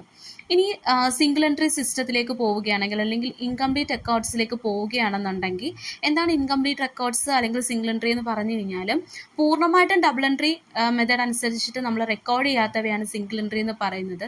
ഇതൊരു അൺസിസ്റ്റമാറ്റിക് വേ ഓഫ് റെക്കോർഡിംഗ് എന്ന് വേണമെങ്കിൽ പറയാൻ സാധിക്കും. പല ഇൻഫോർമേഷൻസും എന്തായിരിക്കും? മിസ്സിംഗ് ആയിരിക്കും അല്ലേ. ഇവിടെ പ്രധാനമായിട്ടും രണ്ട് രീതിയിലാണ് അക്കൗണ്ട്സ് മെയിൻറ്റെയിൻ ചെയ്യുന്നത്. ഫസ്റ്റ് എന്ന് പറയുന്നത് സ്റ്റേറ്റ്മെൻറ്റ് ഓഫ് അഫയേഴ്സ് മെത്തേഡും രണ്ടാമത്തത് കൺവെൻഷൻ മെത്തേഡുമാണ്. അപ്പോൾ സ്റ്റേറ്റ്മെൻറ്റ് ഓഫ് അഫയേഴ്സ് എന്ന് പറയുന്നത് നമ്മുടെ ബാലൻസ് ഷീറ്റ് പോലെ തന്നെ വരുന്ന ഒന്നാണ് സ്റ്റേറ്റ്മെൻറ്റ് ഓഫ് അഫയേഴ്സ് എന്ന് പറയുന്നത്. ഇതുവഴി അസറ്റ്സും ലയബിലിറ്റീസുമാണ് റെക്കോർഡ് ചെയ്യപ്പെടുന്നത്. എന്നാൽ statement of profit and loss account prepare ചെയ്യപ്പെടുന്നത് വഴി ലഭിക്കുന്നത് ഓപ്പണിംഗ് ക്യാപിറ്റലും ക്ലോസിംഗ് ക്യാപിറ്റലും കമ്പയർ ചെയ്തുകൊണ്ട് അവിടെ എന്ത് ലഭിക്കാൻ വേണ്ടിയിട്ടാണ്? നെറ്റ് പ്രോഫിറ്റ് ലഭിക്കാൻ വേണ്ടിയിട്ടാണ് statement of profit or loss account തയ്യാറാക്കുന്നത്. അപ്പോൾ സ്റ്റേറ്റ്മെൻറ്റ് ഓഫ് അഫയേഴ്സ് മെത്തേഡ് അനുസരിച്ചിട്ട് ഫസ്റ്റ് എന്ന് പറയുന്നത് സ്റ്റേറ്റ്മെൻറ്റ് ഓഫ് അഫയേഴ്സും അതുപോലെ തന്നെ സ്റ്റേറ്റ്മെൻറ്റ് ഓഫ് പ്രോഫിറ്റ് ഓർ ലോസും. ഇനി കൺവെൻഷൻ മെത്തേഡ് അനുസരിച്ച് പ്രോഫിറ്റ് ആൻഡ് ലോസ് അക്കൗണ്ടും ബാലൻസ് ഷീറ്റും പ്രിപ്പയർ ചെയ്തുകൊണ്ടാണ് അക്കൗണ്ട്സുകൾ റെക്കോർഡ് ചെയ്യപ്പെടുന്നത്. ദെൻ ഇവിടെ ഏറ്റവും കൂടുതൽ മിസ്സിംഗ് ആയിട്ടുള്ള കുറേ ഐറ്റംസ് ഉണ്ട്.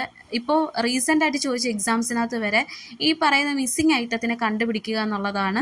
അതിൽ എപ്പോഴും വരുന്ന ക്വസ്റ്റ്യൻസിനകത്ത് വരുന്നതെന്ന് പറയുന്നത് opening capital, credit purchase, credit sales, bills payable, അതേപോലെ ബിൽസ് റിസീവബിൾ, ഡെപ്റ്റേഴ്സ്, അതുപോലെ any other cash bank related items, ഇത്രയും കാര്യങ്ങളായിരിക്കും മിസ്സിങ് ഇൻഫർമേഷനായിട്ട് വരുന്നത്. അപ്പോൾ അത് കണ്ടുപിടിക്കാൻ വേണ്ടിയിട്ട് നമ്മളെന്ത് തയ്യാറാക്കേണ്ടതായിട്ട് വരും?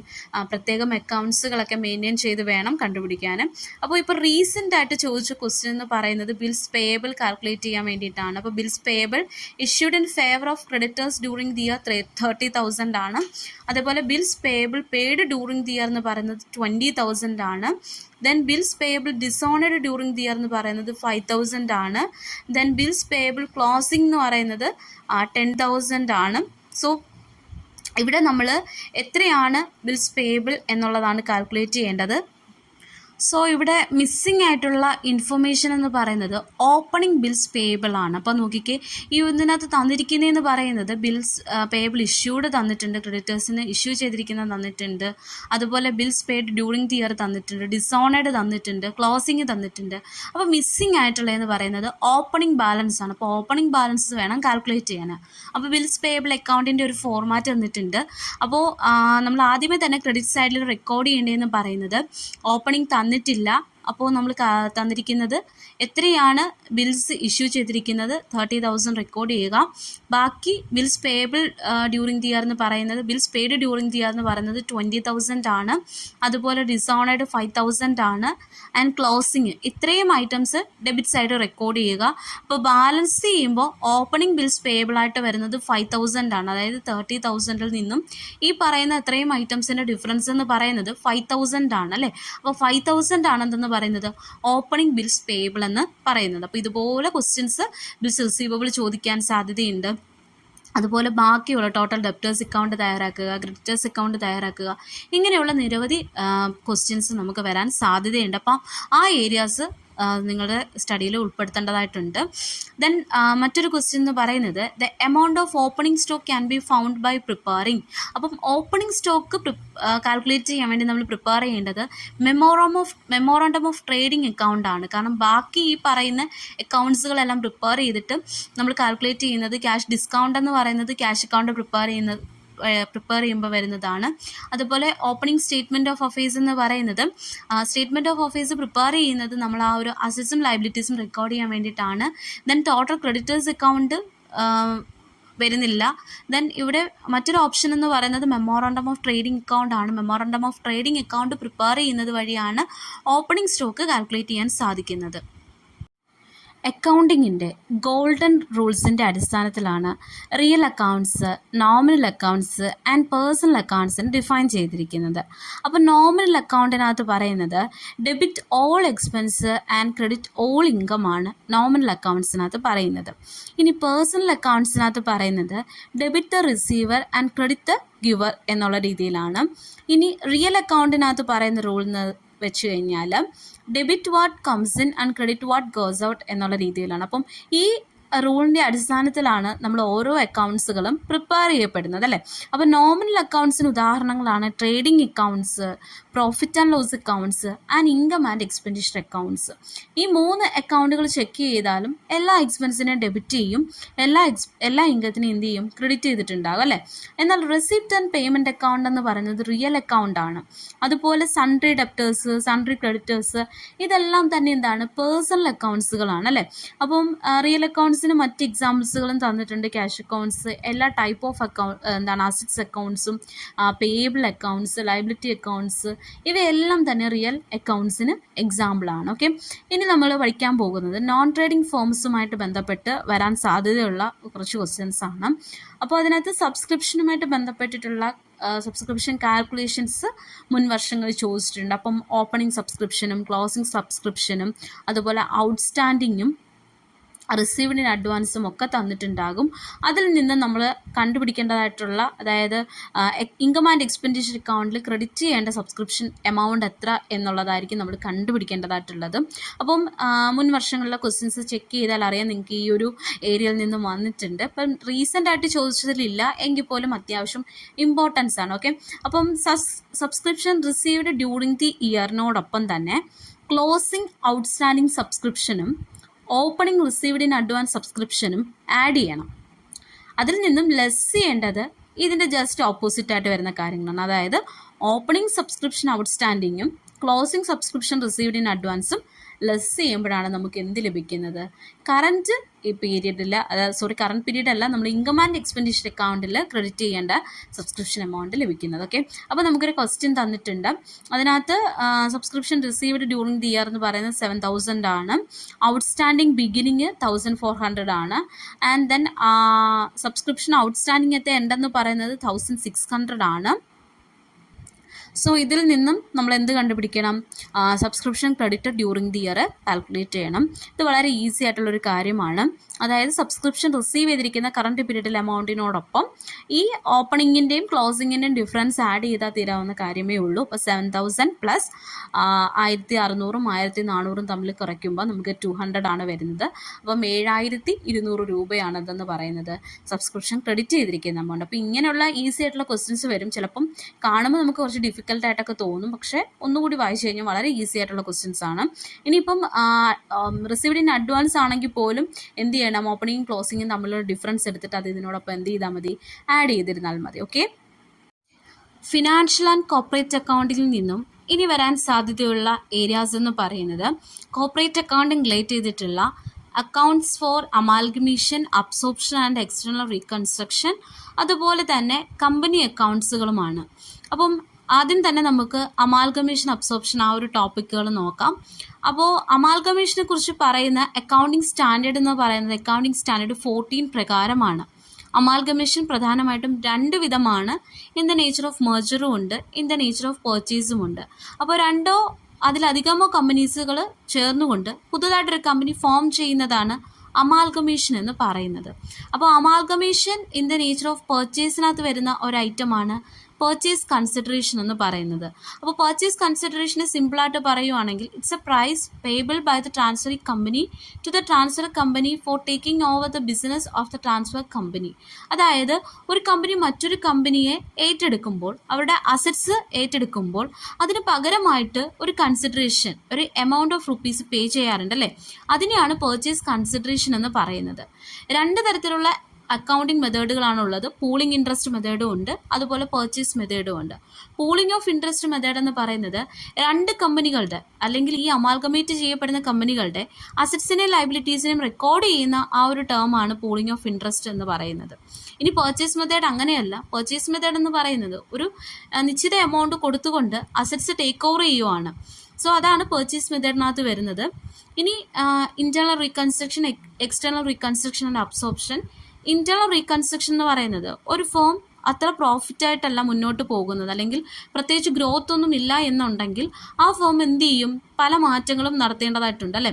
അതിൽ പ്രധാനമായിട്ടും ആ ഒരു ഓർഗനൈസേഷൻ്റെ സ്ട്രക്ചർ, അതുപോലെ ഓണർഷിപ്പ്, ഈ പറഞ്ഞ കാര്യങ്ങൾ ഒന്ന് റീഓർഗനൈസ് ചെയ്യേണ്ടതായിട്ട് വരും. അതാണ് ഇന്റേണൽ റീകൺസ്ട്രക്ഷൻ എന്ന് പറയുന്നത്.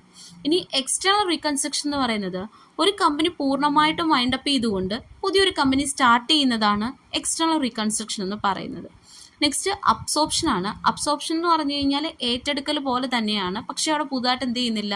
ഒരു കമ്പനി ഫോം ചെയ്യുന്നില്ല. ഇപ്പം എയും ബിയും 2 കമ്പനികളാണെങ്കിൽ എ എന്ന് പറയുന്ന കമ്പനി ബിയെ അബ്സോർവ് ചെയ്യുകയാണ്, അവിടെ പുതിയൊരു കമ്പനി ഫോം ചെയ്യുന്നില്ല എന്നുള്ളതാണ് അബ്സോർപ്ഷൻ്റെ പ്രത്യേകത. ഇനി കമ്പനി അക്കൗണ്ട്സിനകത്ത് വരുന്ന ഏരിയാസ് എന്ന് പറയുന്നത് ഷെയർ ഇഷ്യൂമായി ബന്ധപ്പെട്ട് ഷെയർ പ്രധാനമായിട്ടും 3 രീതിയിലാണ് ഇഷ്യൂ ചെയ്യുന്നത്. Issue of shares at par value, അതുപോലെ പ്രീമിയം ആൻഡ് ഡിസ്കൗണ്ട്. പെർ വാല്യൂനാണ് ഷെയർ ഇഷ്യൂ ചെയ്യുന്നതെന്ന് പറഞ്ഞു കഴിഞ്ഞാൽ ഒരു ഷെയറിൻ്റെ യഥാർത്ഥ പ്രൈസ്, അതായത് ഫേസ് വാല്യൂ അല്ലെങ്കിൽ നോമിനൽ വാല്യൂ എത്രയാണോ അതേ എമൗണ്ടിന് തന്നെയാണ് ആ ഷെയർ ഇഷ്യൂ ചെയ്യപ്പെടുന്നതെന്നുണ്ടെങ്കിൽ അത് issue of shares at par ആണ്. ഫോർ എക്സാമ്പിൾ, ഇപ്പോൾ 10 രൂപ വിലയുള്ള ഷെയറിന് 10 രൂപയ്ക്ക് തന്നെയാണ് അത് ഇഷ്യൂ ചെയ്യപ്പെടുന്നത്. അതുപോലെ issue of shares at premium, ഇവിടെ വരുന്നതെന്ന് പറയുന്നത് ഒരു ഷെയറിൻ്റെ ഒരു ഷെയറിൻ്റെ ഫേസ് വാല്യൂ എന്ന് പറയുന്നത് 10 റുപ്പീസാണ്. പക്ഷേ ആ ഷെയർ ഇഷ്യൂ ചെയ്യപ്പെടുന്നത് 15 റുപ്പീസിനാണ്. അപ്പോൾ ആ ഒരു എക്സ്ട്രാ എമൗണ്ട് എന്ന് പറയുന്നത് പ്രീമിയം എമൗണ്ട് ആണ്. ഈ പ്രീമിയം എമൗണ്ടിനെ ക്രെഡിറ്റ് ചെയ്യപ്പെടുകയാണ് ചെയ്യുന്നത്. സെക്യൂരിറ്റീസ് പ്രീമിയം അക്കൗണ്ട് എന്നുള്ളൊരു സെപ്പറേറ്റ് അക്കൗണ്ടിലേക്ക് ക്രെഡിറ്റ് ചെയ്യപ്പെടുകയാണ് ചെയ്യുന്നത്. അതുമാത്രവുമല്ല, ബാലൻസ് ഷീറ്റിൽ ഇക്വിറ്റി ആൻഡ് ലയബിലിറ്റീസിൽ റിസർവ്സ് ആൻഡ് സർപ്ലസിൻ്റെ അണ്ടറിലേക്കാണ് ഈ പ്രീമിയം എമൗണ്ട് ട്രാൻസ്ഫർ ചെയ്യപ്പെടുന്നത്. ഇനി ഇഷ്യൂ ഷെയർസ് അറ്റ് ഡിസ്കൗണ്ട് ആണ്. ഇപ്പം 10 റുപ്പീസ് വിലയുള്ള ഷെയർസ്, അതായത് നോമിനൽ വാല്യൂ 10 റുപ്പീസ് ആണ്, പക്ഷേ ഇഷ്യൂ ചെയ്തിരിക്കുന്നത് 8 റുപ്പീസിനാണ് അല്ലേ. അപ്പോൾ അവിടെയാണ് ഇഷ്യൂ ഷെയർസ് അറ്റ് ഡിസ്കൗണ്ട് എന്ന് പറയുന്നത്. ഇപ്പം ഈ ഒരു ഡിസ്കൗണ്ടിൻ്റെ അക്കൗണ്ടിങ് ട്രീറ്റ്മെൻറ്റ് എന്ന് പറയുന്നത് ആ ഒരു ഡിഫറൻസ് എമൗണ്ടിനെ അസറ്റ്സിൻ്റെക്കാണ്, അതായത് ബാലൻസ് ഷീറ്റ് പ്രിപ്പയർ ചെയ്യുമ്പോൾ മിസലേനിയസ് എക്സ്പെൻഡിച്ചറിൻ്റെ അണ്ടറിൽ അസറ്റ് സൈഡിലാണ് റെക്കോർഡ് ചെയ്യപ്പെടുന്നത്. ദെൻ 1-2 ക്വസ്റ്റ്യൻസ് നമുക്ക് ചെക്ക് ചെയ്യാം. The premium received on issue shares shall be transferred to securities premium account. And next എന്ന് പറയുന്നത് the balance of forfeited shares account after reissue forfeited shares will be transferred account. അപ്പോൾ എന്താണ് share forfeiture എന്ന് പറഞ്ഞു കഴിഞ്ഞാൽ, ഇപ്പോൾ issue ചെയ്തിരിക്കുന്ന ചില ഷെയർസ് ക്യാൻസൽ ചെയ്യപ്പെടും, അതായത് പിൻവലിക്കപ്പെടും. അതിൻ്റെ മെയിൻ റീസൺ എന്ന് പറയുന്നത് എന്താണ്? ഒന്നുകിൽ പേയ്മെൻറ്റ് നടത്തിയിട്ടുണ്ടാവില്ല, അതായത് കാൾ മണി അല്ലെങ്കിൽ എന്തെങ്കിലും തരത്തിലുള്ള, ഇപ്പോൾ ഫസ്റ്റ് കോൾ, സെക്കൻഡ് കോൾ, പല കോളുകളുണ്ടല്ലേ, ഇതിൽ ഏതെങ്കിലും ഒരു കോൾ മണി ഡ്യൂ ആകുമ്പോഴോ ഒക്കെയാണ് എന്ത് ചെയ്യുന്നത്, ഷെയർ ഫോർഫീച്ചർ സംഭവിക്കുന്നത്, അതായത് ഷെയർ ക്യാൻസൽ ചെയ്യപ്പെടുന്നത് അല്ലേ. അപ്പോൾ ഷെയർ ക്യാൻസൽ ചെയ്തിട്ട് ആ ഷെയറിനെ വീണ്ടും ഇഷ്യൂ ചെയ്യും. അങ്ങനെ വരുമ്പോഴുള്ള അക്കൗണ്ടിങ് ട്രീറ്റ്മെൻ്റ് ആണ് ഇവിടെ ചോദിച്ചിരിക്കുന്നത്. അങ്ങനെ വരുമ്പോൾ ആ ഒരു ബാലൻസ് എമൗണ്ടിനെ എവിടേക്കാണ് ട്രാൻസ്ഫർ ചെയ്യുന്നത്? ഇതൊരു ക്യാപിറ്റൽ പ്രോഫിറ്റ് ആയതുകൊണ്ട് തന്നെ ക്യാപിറ്റൽ റിസർവിലേക്കാണ് എന്ത് ചെയ്യപ്പെടുന്നത്, ഈ എമൗണ്ട് ഓഫ് റുപ്പീസിന് ട്രാൻസ്ഫർ ചെയ്യപ്പെടുന്നത്. ഇവിടെ നമുക്ക് ചിലപ്പോൾ ഒരു കൺഫ്യൂസിങ് വരാം. റിസർവ് ക്യാപിറ്റൽ പ്രോഫിറ്റും റിസർവ് ക്യാപിറ്റലും തമ്മിൽ എൻ്റയർലി ഡിഫറൻസ് ഉണ്ട്. റിസർവ് ക്യാപിറ്റൽ എന്ന് പറഞ്ഞു കഴിഞ്ഞാൽ ഭാവിയിലേക്ക് നമ്മളൊരു നിശ്ചിത എമൗണ്ട് മാറ്റി വെക്കുകയാണ്, അതിനെയാണ് റിസർവ് ക്യാപിറ്റൽ എന്ന് പറയുന്നത്. ഓക്കെ, അപ്പം ഇങ്ങനെയുള്ള പലതരത്തിലുള്ള ക്വസ്റ്റ്യൻസ് നമുക്ക് എക്സ്പെക്ട് ചെയ്യാൻ സാധിക്കും. ചിലപ്പോൾ ജേർണൽ എൻട്രി ചോദിക്കാനും സാധ്യതയുണ്ട്, ചിലപ്പോൾ അക്കൗണ്ടിങ് ട്രീറ്റ്മെൻറ്റ്സ് ആയിരിക്കും ചോദിക്കുന്നത്, ചിലപ്പം പ്രോബ്ലംസ് ആയിരിക്കും ചോദിക്കുന്നത്. അപ്പോൾ ഷെയർ ഫോർഫീച്ചറിനും കൂടി കുറച്ച് ഇമ്പോർട്ടൻസ് കൊടുത്തുകൊണ്ട് പഠിക്കുക. അമാൽഗമേഷൻ, അബ്സോർപ്ഷൻ, റീകൺസ്ട്രക്ഷൻസ് ഒക്കെ 100% ചോദിക്കാവുന്ന ഏരിയാസാണ്. അപ്പോൾ ഫിനാൻഷ്യൽ ആൻഡ് കോർപ്പറേറ്റ് അക്കൗണ്ടിങ്ങിൽ നിന്ന് നമുക്കൊരു 75% സ്കോർ ചെയ്യാനുള്ള ടോപ്പിക്സ് പറഞ്ഞു തന്നിട്ടുണ്ട്. അപ്പോൾ ബാക്കി നിങ്ങൾ ഡീറ്റെയിൽ ആയിട്ട് പഠിക്കുകയാണെന്നുണ്ടെങ്കിൽ ഈ ചുരുങ്ങിയ കാലയളവിനുള്ളിൽ തന്നെ നിങ്ങൾക്ക് നല്ല രീതിയിൽ എന്ത് ചെയ്യാൻ പറ്റും, സ്കോർ ചെയ്യാൻ സാധിക്കും. ഓക്കെ, ഫിനാൻഷ്യൽ മാനേജ്മെൻറ്റും മാർക്കറ്റിംഗ് മാനേജ്മെൻറ്റും കൂടി കമ്പൈൻ ചെയ്തുകൊണ്ടുള്ള ഒരു യൂണിറ്റാണ് unit 5 financial and marketing management. ഇവിടെ നമുക്ക് ഫിനാൻഷ്യൽ മാനേജ്മെൻറ്റിൽ നിന്നുള്ള ഇമ്പോർട്ടൻ്റ് ആയിട്ടുള്ള ഏരിയാസ് നമുക്ക് നോക്കാം. ഫസ്റ്റ്, ഫിനാൻഷ്യൽ മാനേജ്മെൻറ്റിൻ്റെ ഒബ്ജക്റ്റീവ് എന്ന് പറയുന്നത് വെൽത്ത് മാക്സിമൈസേഷനും പ്രോഫിറ്റ് മാക്സിമൈസേഷനുമാണ്. അതിൽ പ്രൈമറി ഒബ്ജക്റ്റീവ് എന്ന് പറയുന്നത് വെൽത്ത് മാക്സിമൈസേഷനാണ്. മോഡേൺ കോൺസെപ്റ്റ്സ് ആണ് വെൽത്ത് മാക്സിമൈസേഷൻ എന്ന് പറയുന്നത്, അതായത് ഷെയർ ഹോൾഡേഴ്സിൻ്റെ വെൽത്ത് ഇൻക്രീസ് ചെയ്യുക, അതുവഴി ഷെയറിൻ്റെ മാർക്കറ്റ് വാല്യൂ ഇൻക്രീസ് ചെയ്യാം എന്നുള്ളതാണ്. എന്നാൽ പ്രോഫിറ്റ് മാക്സിമൈസേഷൻ ട്രഡീഷണൽ കോൺസെപ്റ്റ് ആണ്, അതായത് ഏതൊരു ബിസിനസ് ഫേമും റൺ ചെയ്യുന്നതിൻ്റെ പ്രൈം മോട്ടീവ് പ്രോഫിറ്റ് മാത്രമാണ് എന്നുള്ളതാണ് പ്രോഫിറ്റ് മാക്സിമൈസേഷൻ കോൺസെപ്റ്റ് പ്രകാരം പറയുന്നത്. നെക്സ്റ്റ്, പ്രധാനപ്പെട്ട ഡിസിഷൻസ് ആണ് investment decision, financing decision and dividend decision തുടങ്ങിയവ. അതായത് വെൽത്ത് മാക്സിമൈസേഷനുമായി ബന്ധപ്പെട്ടിട്ടുള്ള പ്രധാന ഡിസിഷൻസ് ആണ്. അതിൽ ഫസ്റ്റ് എന്ന് പറയുന്നത് ഇൻവെസ്റ്റ്മെൻറ്റ് ഡിസിഷനാണ്. ഇൻവെസ്റ്റ്മെൻറ്റ് ഡിസിഷനകത്ത് ഇമ്പോർട്ടൻ്റ് ആയിട്ടുള്ള ഒന്നാണ് ക്യാപിറ്റൽ ബഡ്ജറ്റിംഗ്, അതായത് ലോങ് ടേം ഇൻവെസ്റ്റ്മെൻറ്റ് ഡിസിഷനുമായിട്ട് ബന്ധപ്പെട്ടിട്ടുള്ളതാണ്. അപ്പോൾ ലോങ് ടേം ഇൻവെസ്റ്റ്മെൻറ്റ് ഡിസിഷൻസ് എന്ന് പറയുന്നത് ഒന്നുകിൽ ഏതെങ്കിലും ഒരു ഇൻവെസ്റ്റ്മെൻറ്റ് ആയിരിക്കാം, അല്ലെങ്കിൽ ഒരു ഫിക്സഡ് അസറ്റ് പർച്ചേസ് ചെയ്യുന്നത് തുടങ്ങിയവയൊക്കെയാണ് ലോങ് ടേം ഇൻവെസ്റ്റ്മെൻറ്റ് ഡിസിഷനകത്ത് വരുന്നത്. അപ്പോൾ അതിന് പൊതുവെ ക്യാപിറ്റൽ ബഡ്ജറ്റിംഗ് എന്നാണ് അറിയപ്പെടുന്നത്. അപ്പോൾ ക്യാപിറ്റൽ ബഡ്ജറ്റിംഗ് 2 രീതിയിലാണ് കാൽക്കുലേറ്റ് ചെയ്യപ്പെടുന്നത്. ക്യാപിറ്റൽ ബഡ്ജറ്റിംഗ് സെലക്ട് ചെയ്യപ്പെടുന്നത് ട്രഡീഷണൽ മെത്തേഡ് ഉണ്ട്, അതുപോലെ time adjusted or discounted cash flow techniques. അപ്പോൾ നോൺ ഡിസ്കൗണ്ടഡ് ക്യാഷ് ഫ്ലോ ടെക്നിക്കുകളാണ് ട്രഡീഷണൽ മെത്തേഡ് എന്നറിയപ്പെടുന്നത്. ഇവിടെ ഡിസ്കൗണ്ടഡ് ഫിഗർ കാൽക്കുലേറ്റ് ചെയ്യപ്പെടുന്നില്ല. അതുപോലെ ടൈം വാല്യൂ ഓഫ് മണിക്കും പ്രാധാന്യമില്ലാത്തവയാണ് ട്രഡീഷണൽ മെത്തേഡിനകത്ത് ഉൾപ്പെടുന്നവ.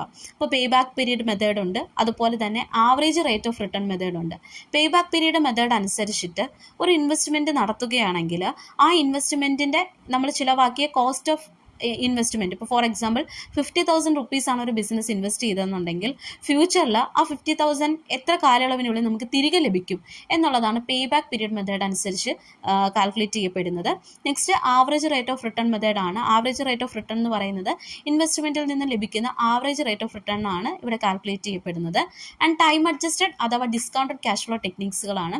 ഇവിടെ ടൈം വാല്യൂ ഓഫ് മണിയെ കൺസിഡർ ചെയ്യുന്നുണ്ട്. അതായത് ഒരു രൂപയുടെ ഇന്നത്തെ വാല്യൂ അല്ല ഫ്യൂച്ചർ കാലയളവിൽ ഉണ്ടാകുന്നത് എന്നുള്ളതാണ് ടൈം വാല്യൂവിൽ പറയുന്നത്. പ്രധാനപ്പെട്ട മെത്തേഡുകളാണ് net present value, internal rate of return, profitability index. അതിൽ നെറ്റ് പ്രസൻറ്റ് വാല്യൂ കുറച്ച് ഇമ്പോർട്ടൻസ് ഉള്ളതാണ്. കാരണം ഫ്യൂച്ചർ ക്യാഷ് ഔട്ട്ഫ്ലോ ഇൻഫ്ലോയുടെ അടിസ്ഥാനത്തിൽ ഒരു പ്രോജക്റ്റ് സെലക്ട് ചെയ്യുന്നതാണ് നെറ്റ് പ്രസൻറ്റ് വാല്യൂവിൽ ഉൾപ്പെടുന്നത്.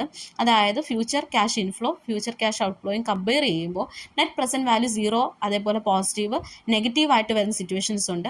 അതിൽ പോസിറ്റീവായിട്ടുള്ള പ്രോജക്ട്സുകൾ മാത്രം അക്സെപ്റ്റ് ചെയ്യുന്നതാണ് നെറ്റ് പ്രസൻറ്റ് വാല്യൂ പ്രകാരം കാൽക്കുലേറ്റ് ചെയ്യപ്പെടുന്നത്.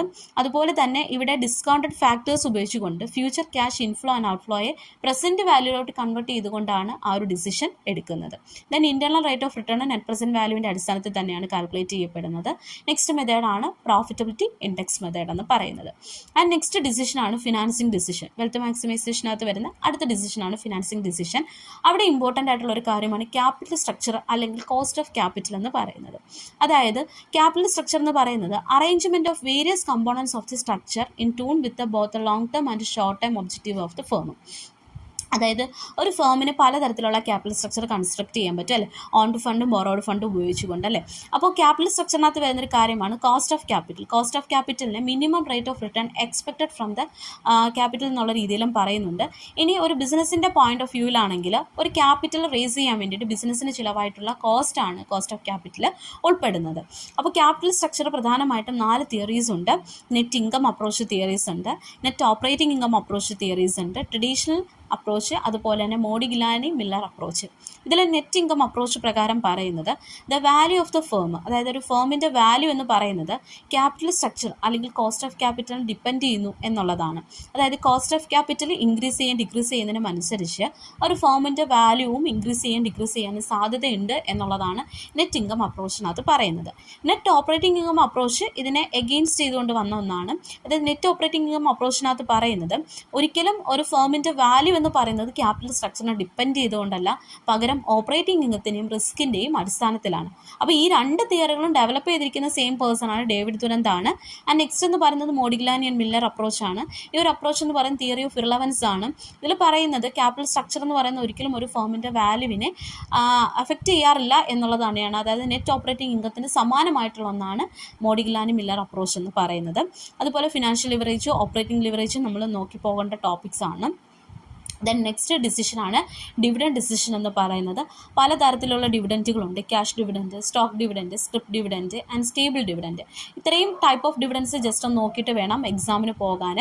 അതുപോലെ മറ്റൊരു കാര്യമാണ് ഡിവിഡൻറ്റ് പോളിസീസ് എന്ന് പറയുന്നത്. റെഗുലർ ഡിവിഡൻറ്റ് പോളിസീസും ഉണ്ട്, അതുപോലെ ഇൻറ്ററിം ഡിവിഡൻറ്റും ഉണ്ട്. അപ്പോൾ നമുക്ക് പലതരത്തിലുള്ള ഡിവിഡൻറ്റ് മോഡൽസ് ഉണ്ട്. എല്ലാ തവണയും എക്സാമിന് വരുന്ന ഒരു ഏരിയയാണ് ഡിവിഡൻറ്റ് മോഡൽസ് എന്ന് പറയുന്നത്. അതിൽ ഇമ്പോർട്ടൻ്റ് ആയിട്ടുള്ള മോഡൽ എന്ന് പറയുന്നത് വോൾട്ടർ, MM മോഡൽ, ലിൻഡസ് മോഡൽ തുടങ്ങിയവയാണ്. അതിൽ വോൾട്ടർ മോഡലിനകത്ത് പറയുന്നത് ഇഷ്യൂ ഓഫ് ഡിവിഡൻറ്റിനേക്കാളും ഇമ്പോർട്ടൻസ് എന്ന് പറയുന്നത് re investment in the return earnings. അതായത് ഷെയർ ഹോൾഡേഴ്സിന് ഡിവിഡൻറ്റ് ഡിസ്ട്രിബ്യൂട്ട് ചെയ്യാതെ ആ ഡിവിഡൻറ്റ് എന്ത് ചെയ്യുക, ബിസിനസ്സിൽ തന്നെ റീ ഇൻവെസ്റ്റ് ചെയ്യുക റിട്ടേൺ ഏർണിങ്സ് ആയിട്ട്. അതിനുശേഷം ഫ്യൂച്ചർ പീരീഡിൽ എന്ത് ചെയ്യുക, ഷെയർ ഹോൾഡേഴ്സിന് ഒരു ഇൻവെസ്റ്റ്മെൻറ്റ് എന്നുള്ള രീതിയിൽ ആ ഒരു എമൗണ്ട് കൈമാറുക എന്നുള്ളതാണ് വോൾട്ടേഴ്സ് മോഡലിനകത്ത് പറയുന്നത്. അപ്പോൾ ഡിവിഡൻറ്റ് മോഡൽ എന്ന് പറയുന്നത് ഇപ്പോൾ പ്രോഫിറ്റിൻ്റെ ഭാഗമാണെന്തെന്ന് പറയുന്നത് ഡിവിഡൻറ്റ് എന്ന് പറയുന്നത്. അതായത് ഷെയർ ഹോൾഡേഴ്സിന് ലഭിക്കുന്ന പ്രോഫിറ്റിൻ്റെ പോർഷനെയാണ് നമ്മൾ ഡിവിഡൻറ്റ് എന്ന് പറയുന്നത്. അപ്പോൾ ഈ പ്രോഫിറ്റിൻ്റെ പോർഷൻ ഫുള്ളായിട്ട് നമ്മൾ ഡിവിഡൻ്റ് ആയിട്ട് ഡിസ്ട്രിബ്യൂട്ട് ചെയ്യാതെ ആ എമൗണ്ടിനെ എവിടെ തന്നെ ഇൻവെസ്റ്റ് ചെയ്യുക, ബിസിനസ്സിൽ തന്നെ റീ ഇൻവെസ്റ്റ് ചെയ്യുക എന്നുള്ളതാണ് വോൾട്ടേഴ്സ് മോഡലിനകത്ത് കൊണ്ടുവന്നത്. എന്നാൽ ഗോർഡൺ മോഡൽ ഇതിന് എഗെയിൻസ്റ്റ് ആണ്. ഈ ഒരു മോഡലിനെ ബേർഡൻ ഹാൻഡ് മോഡൽ എന്ന് അറിയപ്പെടുന്നുണ്ട്. ബേർഡൻ ഹാൻഡ് ആർഗ്യുമെൻ്റ് എന്നുള്ള രീതിയിലും ഈ ഒരു മോഡലിനെ അറിയപ്പെടുന്നുണ്ട്. ഈ ഒരു മോഡൽ പ്രകാരം പറയുന്നത് ഷെയർ ഹോൾഡേഴ്സിന് ഡിവിഡൻറ്റ് കോൺസ്റ്റൻ്റ് ആയിട്ട്, അതായത് റെഗുലർ ആയിട്ട് ഡിസ്ട്രിബ്യൂട്ട് ചെയ്യണം. റീ ഇൻവെസ്റ്റ്മെൻറ്റിന് ഗ്യാരണ്ടി ഇല്ല. അതായത് ബിസിനസ്സിൽ ഇത് റീഇൻവെസ്റ്റ്മെൻറ്റ് ചെയ്യുന്നു എന്നുള്ളതിന് ഗ്യാരണ്ടി ഇല്ല. അപ്പോൾ കറണ്ട് ഡിവിഡൻറ്റിന് മാത്രമാണ് ഇവിടെ പ്രാധാന്യം കൊടുക്കുന്നത്. അതായത് പ്രോഫിറ്റ് ഉണ്ടെങ്കിൽ കോൺസ്റ്റൻ്റ് ആയിട്ട് എന്ത് ചെയ്യണം, ഷെയർ ഹോൾഡേഴ്സിന് ഡിവിഡൻറ്റ് ഡിസ്ട്രിബ്യൂട്ട് ചെയ്യുക എന്നുള്ളതാണ് ഗോർഡൺ മോഡൽസിനകത്ത് പറയുന്നത്. ആൻഡ് MM മോഡൽ അല്ലെങ്കിൽ മോഡിഗ്ലാനി ആൻഡ് മില്ലർ മോഡലിനകത്ത് പറയുന്നത് ഒരു ഫേമിൻ്റെ വാല്യൂ എന്ന് പറയുന്നത് ഡിസ്ട്രിബ്യൂഷൻ ഓഫ് പ്രോഫിറ്റ് അല്ലെങ്കിൽ ഡിവിഡൻറ്റിനെയോ അതുപോലെ റീഇൻവെസ്റ്റ്മെൻറ്റ് ഓഫ് ഡിവിഡൻറ്റിനെയോ ഡിപ്പെൻഡ് ചെയ്തുകൊണ്ടല്ല. അതുകൊണ്ട് തന്നെ ഈ ഒരു ഇറലവൻസ് ആണ് മോഡിഗ്ലാനി ആൻഡ് മില്ലർ അപ്രോച്ചിനകത്ത് വരുന്നത്. എന്നാൽ ഗോർഡൻ മോഡലിനകത്തും വോൾട്ടർ മോഡലിനകത്തും പറയുന്നത് ഒരു ഫേമിൻ്റെ വാല്യൂ ഇൻക്രീസ് ചെയ്യുന്നതിന് വേണ്ടിയിട്ട് ഡിവിഡൻറ്റ് റീഇൻവെസ്റ്റ് ചെയ്യുക എന്നുള്ളതാണ് വോൾട്ടർ മോഡലിൽ പറയുന്നത്. എന്നാൽ ഗോർഡൻ പറയുന്നത് ഷെയർ ഹോൾഡേഴ്സിനെ സപ്പോർട്ട് അല്ലെങ്കിൽ കൂടുതൽ ഷെയർ ഹോൾഡേഴ്സ് വരണം, ഷെയറിൻ്റെ മാർക്കറ്റ് വാല്യൂ കൂടണം എന്നുണ്ടെങ്കിൽ കോൺസ്റ്റൻ്റ് ആയിട്ട് എന്ത് ചെയ്യണം, ഡിവിഡൻറ്റ് ഡിസ്ട്രിബ്യൂട്ട് ചെയ്യണം എന്നുള്ളതാണ് ഗോർഡൻ മോഡലിനകത്ത് പറയുന്നത്. അപ്പോൾ ഗോർഡൻ മോഡലിൻ്റെ മറ്റൊരു പേരാണ് എന്തെന്ന് പറയുന്നത്, എം ഗോർഡൻ എന്നാണ്. അപ്പം ഗോർഡൻ മോഡലിൻ്റെ മറ്റൊരു പേരാണ് എന്തെന്ന് പറയുന്നത്, ബേർഡിൻ ഹാൻഡ് ഓർഗ്യുമെൻ്റ് എന്ന് പറയുന്നത്. ഓക്കെ, അപ്പോൾ ഇത്രയും നോക്കിയിട്ട് വേണം പോകാൻ. വളരെ ഇമ്പോർട്ടൻ്റ് ആയിട്ടുള്ള ഒരു കാര്യമാണ്, ഒഴിവാക്കാനേ പറ്റുകയില്ല. ഇപ്പം നമ്മൾ ഈ ഒരു സെറ്റ് എക്സാം എന്നുള്ള രീതിയിലല്ല, നിങ്ങൾ നെറ്റ് എക്സാമിന് പ്രിപ്പയർ ചെയ്യുകയാണെങ്കിൽ ആ നെറ്റ് എക്സാമിനും അതുപോലെ നമ്മുടെ കൊമേഴ്സ് ബേസിക് ക്വാളിഫിക്കേഷനായിട്ട് വരുന്ന എല്ലാ PSC എക്സാംസിനകത്തും വളരെ ഇമ്പോർട്ടൻ്റ് ആയിട്ടുള്ള ഒരു ഏരിയ ആണ് ഫിനാൻഷ്യൽ മാനേജ്മെൻറ്റ്. അക്കൗണ്ടിങ് പോലെ തന്നെ ഇമ്പോർട്ടൻ്റ് ആയിട്ടുള്ള ഒരു ഏരിയ ആണ് ഫിനാൻഷ്യൽ മാനേജ്മെൻറ്റ് എന്നുള്ളത്. ഫിനാൻഷ്യൽ മാനേജ്മെൻറ്റിന് എങ്ങനെ പോയാലും ചോദിക്കാൻ സാധ്യതയുള്ള ഏരിയാസ് ഇത്രയുമാണ്. ദെൻ നെക്സ്റ്റ് മാർക്കറ്റിംഗ് മാനേജ്മെൻറ്റിനെ നമുക്ക് നോക്കാം. മാർക്കറ്റിംഗ് മാനേജ്മെൻറ്റിൽ ഇമ്പോർട്ടൻ്റ് ആയിട്ടുള്ള ഒന്നാണ് മാർക്കറ്റിംഗ് മയോപ്പിയ എന്ന് പറയുന്നത്. തിയോണ്ടർ ലെവിറ്റ് ആണ് ഈ ഒരു കോൺസെപ്റ്റ് കൊണ്ടുവന്നത്. ഹാർവാർഡ് ബിസിനസ് റിവ്യൂവിൽ പബ്ലിഷ് ചെയ്ത ജേർണലിലാണ് മാർക്കറ്റിംഗ് മയോപ്പിയ എന്നൊരു ടേം ഡിസ്ക്രൈബ് ചെയ്യപ്പെടുന്നത്. അപ്പോൾ മാർക്കറ്റിംഗ് മയോപ്പിയ എന്ന് പറഞ്ഞു കഴിഞ്ഞാൽ ഒരു കമ്പനി ക്വിക്ക് സെയിൽസിലും മാസ് പ്രൊഡക്ഷനിലും മാത്രം ഫോക്കസ് ചെയ്യുമ്പോൾ ഒരു കമ്പനിയുടെ ലോങ് ടേം ഒബ്ജക്റ്റീവ് അല്ലെങ്കിൽ ലോങ് ടേം ഗോൾസും അതുപോലെ തന്നെ കസ്റ്റമർ നീഡ്സിനും പ്രാധാന്യം കൊടുക്കുന്നില്ല, അല്ലെങ്കിൽ ഈ രണ്ട് കാര്യങ്ങളും നഷ്ടപ്പെടുകയാണ് ചെയ്യുന്നത്. ആ ഒരു ടേമാണ് മാർക്കറ്റിംഗ് മയോപ്പിയ കൊണ്ട് എക്സ്പ്ലെയിൻ ചെയ്യപ്പെടുന്നത്. സോ ദെൻ നെക്സ്റ്റ് എന്ന് പറയുന്നത് മാർക്കറ്റിംഗ് മിക്സ് ആണ്. അപ്പോൾ മാർക്കറ്റിംഗ് മയോപ്പിയയിൽ തിയോണ്ടർ ലെവിറ്റ് ആണ് കോൺട്രിബ്യൂട്ട് ചെയ്തത്. അതുപോലെ തന്നെ മാർക്കറ്റിംഗ് മയോപ്പിയ എന്ന് പറയുന്നത് എന്താണെന്നും നോക്കി വെക്കുക. ആൻഡ് മാർക്കറ്റിംഗ് മിക്സ് എന്ന് പറയുന്നത് ഒരു കോമ്പിനേഷനാണ്. ഓക്കെ, പൊതുവെ 4 പീസ് എന്നുള്ള രീതിയിലാണ് നമ്മൾ ഈ ഒരു മാർക്കറ്റിംഗ് മിക്സിനെ ഡിസ്ക്രൈബ് ചെയ്യുന്നത്. അതായത് പ്രൊഡക്റ്റ്, പ്രൈസ്, പ്ലേസ്, പ്രൊമോഷൻസ്, ഇവ 4 ഉൾപ്പെടുന്നതാണ് 4 പീസ് എന്ന് പറയുന്നത്. അപ്പോൾ 4 പീസ് ഓഫ് മാർക്കറ്റിംഗ് മിക്സ് എന്ന് പറയുന്നതിനകത്ത് പ്രൊഡക്റ്റ്, പ്രൈസ്, പ്ലേസ്, പ്രൊമോഷൻ ഇവയുടെ കോമ്പിനേഷനാണ്. അപ്പോൾ 4 P's of marketing mix formally contribute ചെയ്തിരിക്കുന്നത് ജെറോം MC കാർത്തി ആണ് കോൺട്രിബ്യൂട്ട് ചെയ്തിരിക്കുന്നത്. 1960 അതായത് 1960 ഈ ജെറോം MC കാർത്തി ഈ ഒരു ടേം കോൺട്രിബ്യൂട്ട് ചെയ്തിരിക്കുന്നത്. ബട്ട് മാർക്കറ്റിംഗ് മിക്സ് പോപ്പുലറൈസ് ചെയ്തിരിക്കുന്നത് നെയിൽ എച്ച് ബോർഡൻ 1964 പബ്ലിഷ് ചെയ്തൊരു ആർട്ടിക്കിളിൻ്റെ അടിസ്ഥാനത്തിലാണ് മാർക്കറ്റിംഗ് മിക്സ് പോപ്പുലറൈസ് ആയിരിക്കുന്നത്. എങ്കിലും ഒഫീഷ്യലി ഈ പറഞ്ഞ 4 കാറ്റഗറീസ് പ്രൊമോട്ട് ചെയ്തിരിക്കുന്നത് ജെറോം MC കാർത്തിയാണ്. And in 1981 Booms and Bitner proposed a model of 7 pieces compromising the original 4 pieces plus process, people and physical evidence as being more applicable for service marketing. അതിനുശേഷം 1981 Booms and ബിൻഡർ 7 piece എന്നുള്ള രീതിയിൽ ഒരു marketing mix develop ചെയ്തു. നമ്മൾ ഈ നിലവിലുള്ള 4 പീസിന് പുറമെ പ്രോസസ്സും, പീപ്പിൾ, ഫിസിക്കൽ എവിഡൻസ് ഈ 3 കാര്യങ്ങളും കൂടി ഉൾപ്പെടുത്തിക്കൊണ്ടാണ് ബൂം ആൻഡ് ബിൻഡർ ഇത് പ്രൊപ്പോസ് ചെയ്തിരിക്കുന്നത്. സർവീസ് മാർക്കറ്റിങ്ങിനാണ് ഇത് ഏറ്റവും കൂടുതൽ ഉപകാരമായിട്ട് വന്നിട്ടുള്ളത്. അതിനുശേഷം 1990 ലാറ്റർബോൺ 4 C's കോൺട്രിബ്യൂട്ട് ചെയ്തു. 4 C's എന്ന് പറയുന്നത് consumer wants and needs, cost, communication and convenience. അപ്പോൾ ഈ പറയുന്ന കാര്യങ്ങളൊക്കെ ഈ ഓരോ ടേമും അത് കോൺട്രിബ്യൂട്ട് ചെയ്തിരിക്കുന്ന ആളുകളുടെ പേരും എല്ലാ തവണയും എക്സാമിന് വരും. ചില പീരീഡിൽ നമുക്ക് ഇയർ കൂടി ഉൾപ്പെടുത്തിക്കൊണ്ടാണ് ക്വസ്റ്റ്യൻസ് വന്നിട്ടുള്ളത്. ആൻഡ് നെക്സ്റ്റ് എന്ന് പറയുന്നത് മാർക്കറ്റ് സെഗ്മെൻറ്റേഷൻ ആണ്. മാർക്കറ്റ് സെഗ്മെൻറ്റേഷൻ എന്ന് പറയുന്നത് മാസ് മാർക്കറ്റിംഗ് ഉണ്ട്, സെഗ്മെൻറ്റ് മാർക്കറ്റിംഗ് ഉണ്ട്, നിഷി മാർക്കറ്റിംഗ് ഉണ്ട്, മൈക്രോ മാർക്കറ്റിംഗ് ഉണ്ട്. അപ്പോൾ അതിൽ നിഷി മാർക്കറ്റിംഗ് എല്ലാ തവണയും ചോദിക്കുന്നതാണ്. അതായത് ഒരു മാർക്കറ്റിങ്ങിൻ്റെ സബ്സെറ്റാണ് നിഷി മാർക്കറ്റ് എന്ന് പറയുന്നത്. അതായത് ഒരു സ്പെസിഫിക് പ്രൊഡക്റ്റിൽ മാത്രം ഫോക്കസ് ചെയ്യുന്നതാണ് നിഷി മാർക്കറ്റിംഗ് എന്ന് പറയുന്നത്. മൈക്രോ മാർക്കറ്റിംഗ് ഒരു അഡ്വർടൈസ്മെൻറ്റ് സ്ട്രാറ്റജിയാണ്. അതായത് നിഷി മാർക്കറ്റിംഗ് പ്രകാരം നമ്മളൊരു പ്രത്യേക ഗ്രൂപ്പിനെ ഫോക്കസ് ചെയ്യുമ്പോൾ അവിടേക്കുള്ള അഡ്വർടൈസ്മെൻറ്റാണ് മൈക്രോ മാർക്കറ്റിങ്ങിനകത്ത് വരുന്നത്. ഇനി ടാർഗറ്റ് മാർക്കറ്റിംഗ് സെലക്ട് ചെയ്യുമ്പോൾ അതിനൊരു പ്രോസസ്സ് ഉണ്ട്, STP, അതായത് segmentation, targeting and positioning. Then next എന്ന് പറയുന്നത് പ്രൈസിങ് ടാക്ടിക് ആണ്. പ്രധാനപ്പെട്ട പ്രൈസിങ് ടാക്ടിക്സ് എന്ന് പറയുന്നത് penetration, skimming, competition, premium, psychological pricing, complementary pricing, product line pricing and bundle pricing. ഇനി പ്രൈസിങ് മെത്തേഡ്സ് പ്രധാനമായിട്ടും 2 രീതിയിലാണ് ക്ലാസിഫൈ ചെയ്യുന്നത്. കോസ്റ്റ് ഓറിയൻറ്റഡ് പ്രൈസിങ് മെത്തേഡും ഉണ്ട്, അതുപോലെ മാർക്കറ്റ് ഓറിയൻറ്റഡ് പ്രൈസിങ് മെത്തേഡ്സും ഉണ്ട്. അപ്പോൾ പൊതുവേ എപ്പോഴും സ്കിമ്മിങ് ആൻഡ് പെനട്രേഷൻ പ്രൈസ് ആണ് ചോദിക്കുന്നത്. അപ്പോൾ പെനട്രേഷൻ പ്രൈസിങ് എന്ന് പറഞ്ഞു കഴിഞ്ഞാൽ ഒരു പ്രൊഡക്റ്റ് ലോഞ്ച് ചെയ്യുമ്പോൾ അതിൻ്റെ പ്രൈസ് കുറച്ചുകൊണ്ട്, ഇനിഷ്യൽ സ്റ്റേജിൽ പ്രൈസ് കുറച്ചുകൊണ്ട് അത് സെയിൽസ് നടത്തുകയും മാക്സിമം ആളുകളിലേക്ക് പബ്ലിസിറ്റി എത്തി ആ ഒരു പ്രൊഡക്റ്റ് അല്പം ഫേമസ് ആവാൻ വേണ്ടിയിട്ടാണ് പെനട്രേഷൻ പ്രൈസിങ് ഉപയോഗിക്കുന്നത്. എന്നാൽ സ്കിമ്മിങ് പ്രൈസിങ് ഇതിന് ജസ്റ്റ് ഓപ്പോസിറ്റ് ആണ്. ഇനിഷ്യലി ലോഞ്ച് ചെയ്യുമ്പോൾ തന്നെ പ്രൈസ് ഹൈ ആയിട്ടാണ് സ്കിമ്മിങ് പ്രൈസിങ് സ്ട്രാറ്റജിക്കകത്ത് ഉൾപ്പെടുത്തുന്നത്. നമുക്ക് കുറച്ച് ക്വസ്റ്റ്യൻസ് ഡിസ്കസ് ചെയ്യാം. അതിൽ ഫസ്റ്റ് വൺ എന്ന് പറയുന്നത് ഫിനാൻഷ്യൽ മാനേജ്മെൻറ്റിൻ്റെ primary objective, no doubt wealth maximization ആണ് ആൻസർ വരുന്നത്. And the market value of the firm at it cost of capital are independent of its capital structure is the basic assumption of approach. കാരണം ബാക്കിയുള്ള അപ്രോച്ചിനകത്തൊക്കെ market വാല്യൂയും cost of ക്യാപിറ്റലും തമ്മിലുള്ള റിലേഷൻഷിപ്പിനെ കുറിച്ച് പറയുന്നുണ്ട്, അതുപോലെ ക്യാപിറ്റൽ സ്ട്രക്ചറിനെ കുറിച്ചും പറയുന്നുണ്ട്. എന്നാൽ അപ്രോച്ചിനകത്ത് പറയുന്നത് മാർക്കറ്റ് വാല്യൂ, അതുപോലെ തന്നെ ക്യാപിറ്റൽ സ്ട്രക്ചറും, അതുപോലെ കോസ്റ്റ് ഓഫ് ക്യാപിറ്റൽ, ഈ പറയുന്ന കാര്യങ്ങളെല്ലാം ഇൻഡിപെൻഡൻ്റ് ആണ് എന്നുള്ളൊരു അസംഷൻ അപ്രോച്ചിനകത്താണ് പറയുന്നത്. ആൻഡ് നെക്സ്റ്റ് എന്ന് പറയുന്നത് which of the following is not discounted cash flow technique of capital budgeting. അപ്പോൾ not discounted cash flow technique എന്ന് പറയുന്നത് അക്കൗണ്ടിങ് റേറ്റ് ഓഫ് റിട്ടേൺ ആണ്. ബാക്കി എല്ലാ മെത്തേഡുകൾ ചെക്ക് ചെയ്യുവാണെങ്കിൽ അവയുടെ എല്ലാം ഡിസ്കൗണ്ടഡ് ക്യാഷ് ഫ്ലോ ടെക്നിക്സ്, അതായത് ടൈം വാല്യൂ ഓഫ് മണിയെ കൺസിഡർ ചെയ്യുന്നുണ്ട്, അതുപോലെ തന്നെ പ്രസൻറ്റ് വാല്യൂവിനെയും കൺസിഡർ ചെയ്യുന്നവയാണ് ഡിസ്കൗണ്ടഡ് ക്യാഷ് ഫ്ലോ ടെക്നിക് മെത്തേഡുകൾ എന്ന് പറയുന്നത്. ഇതിൽ MIRR എന്ന് പറയുന്നത് modified internal rate of return ആണ്. ആൻഡ് നെക്സ്റ്റ് എന്ന് പറയുന്നത് logistic management is closely related with place mix ആണ്. And next irregular demand may be converted in to regular demand through synchro marketing ആണ്. അതിൽ ഡിമാർക്കറ്റിംഗ് എന്ന് പറയുന്നത് discouraging the demand of A product ആണ്. അതായത് ഇപ്പോൾ പ്രൊഡക്റ്റിൻ്റെ അൺഅവൈലബിലിറ്റി വരുമ്പോഴോ അല്ലെങ്കിൽ എന്തെങ്കിലും ഒരു മാർക്കറ്റ് കണ്ടീഷൻ വരുമ്പോൾ ഒരു പ്രൊഡക്റ്റിൻ്റെ ഡിമാൻഡിനെ കുറയ്ക്കുന്നവയാണ് ഡിമാർക്കറ്റിംഗ് എന്ന് പറയുന്നത്. ആൻഡ് സ്റ്റിമുലേഷൻ മാർക്കറ്റിംഗ് എന്ന് പറഞ്ഞു കഴിഞ്ഞാൽ ഒരു പ്രൊഡക്റ്റിനെ കുറിച്ച് അവയർനെസ് ഇല്ലാത്തവരിലേക്ക് സ്റ്റിമുലേഷൻ മാർക്കറ്റിംഗ് സ്ട്രാറ്റജി ഉപയോഗിച്ചുകൊണ്ട് ആ ഒരു പ്രൊഡക്റ്റിൻ്റെ അവയർനെസ് എത്തിച്ചുകൊണ്ട് മാർക്കറ്റിംഗ് ഇമ്പ്രൂവ് ചെയ്യുക എന്നുള്ളതാണ് സ്റ്റിമുലേഷൻ മാർക്കറ്റിങ്ങിനകത്ത് വരുന്നത്. ആൻഡ് ഓവർ മാർക്കറ്റിംഗ് എന്ന് പറയുന്നത് ഒരു അഗ്രസീവ് മാർക്കറ്റിംഗ് ആണ്. അതായത് നമ്മൾ മാർക്കറ്റ് ചെയ്യുന്നത് പോലെയല്ല, അതിനേക്കാൾ എക്സസ് ആയിട്ട് മാർക്കറ്റിംഗ് സ്ട്രാറ്റജീസ് ഉപയോഗിക്കുന്നതാണ് ഓവർ മാർക്കറ്റിംഗ് എന്ന് പറയുന്നത്. ആൻഡ് നെക്സ്റ്റ് എന്ന് പറയുന്നത് which of the following market follower duplicate the leaders brand name, product, packaging and sell it to the black marketing. അപ്പോൾ ഇത് ഡ്യൂപ്ലിക്കേറ്റ് ലീഡേഴ്സ് സെയിം ബ്രാൻഡും പ്രൊഡക്റ്റും അതുപോലെ തന്നെ പാക്കേജിങ്ങും എല്ലാം സെയിം രീതി തന്നെയാണ് നടപ്പിലാക്കുന്നതെന്നുണ്ടെങ്കിൽ അത് ഏതാണെന്നുള്ളതാണ്. കൗണ്ടർ ഫീറ്റ് ആണ് ഉദാഹരണം. കാരണം ഒരു പ്രൊഡക്റ്റ് ഡെവലപ്പ് ചെയ്യുന്നത് പോലെ തന്നെ ഡെവലപ്പ് ചെയ്യുന്നതല്ല, അതിൻ്റെ ബ്രാൻഡ് നെയിമും പ്രൊഡക്റ്റും പാക്കേജിങ്ങും എല്ലാം എക്സാക്റ്റ് യഥാർത്ഥ പ്രൊഡക്റ്റിനെ പോലെ തന്നെയുള്ളവയാണ് കൗണ്ടർ ഫീറ്റ് എന്ന് പറയുന്നത്.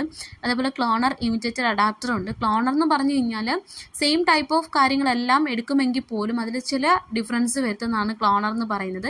ഇമിറ്റേറ്റർ എന്ന് പറഞ്ഞാൽ അനുകരിക്കുവാണ്, മറ്റൊരു പ്രൊഡക്റ്റിനെ പോലെ അതേപോലെ തന്നെ പ്രൊഡക്റ്റ് ഉണ്ടാക്കി അതേപോലെ തന്നെ പാക്കേജും ഒക്കെ അനുകരിക്കുകയാണ് ചെയ്യുന്നത്, എക്സാക്റ്റ് യഥാർത്ഥ പ്രൊഡക്റ്റിനെ പോലെയല്ല. ആൻഡ് അഡാപ്റ്റർ എന്ന് പറഞ്ഞു കഴിഞ്ഞാൽ അഡാപ്റ്റ് ചെയ്യുകയാണ്, അതൊരു സ്റ്റീരിയോ ടൈപ്പ് മാർക്കറ്റിംഗ് ആണ്.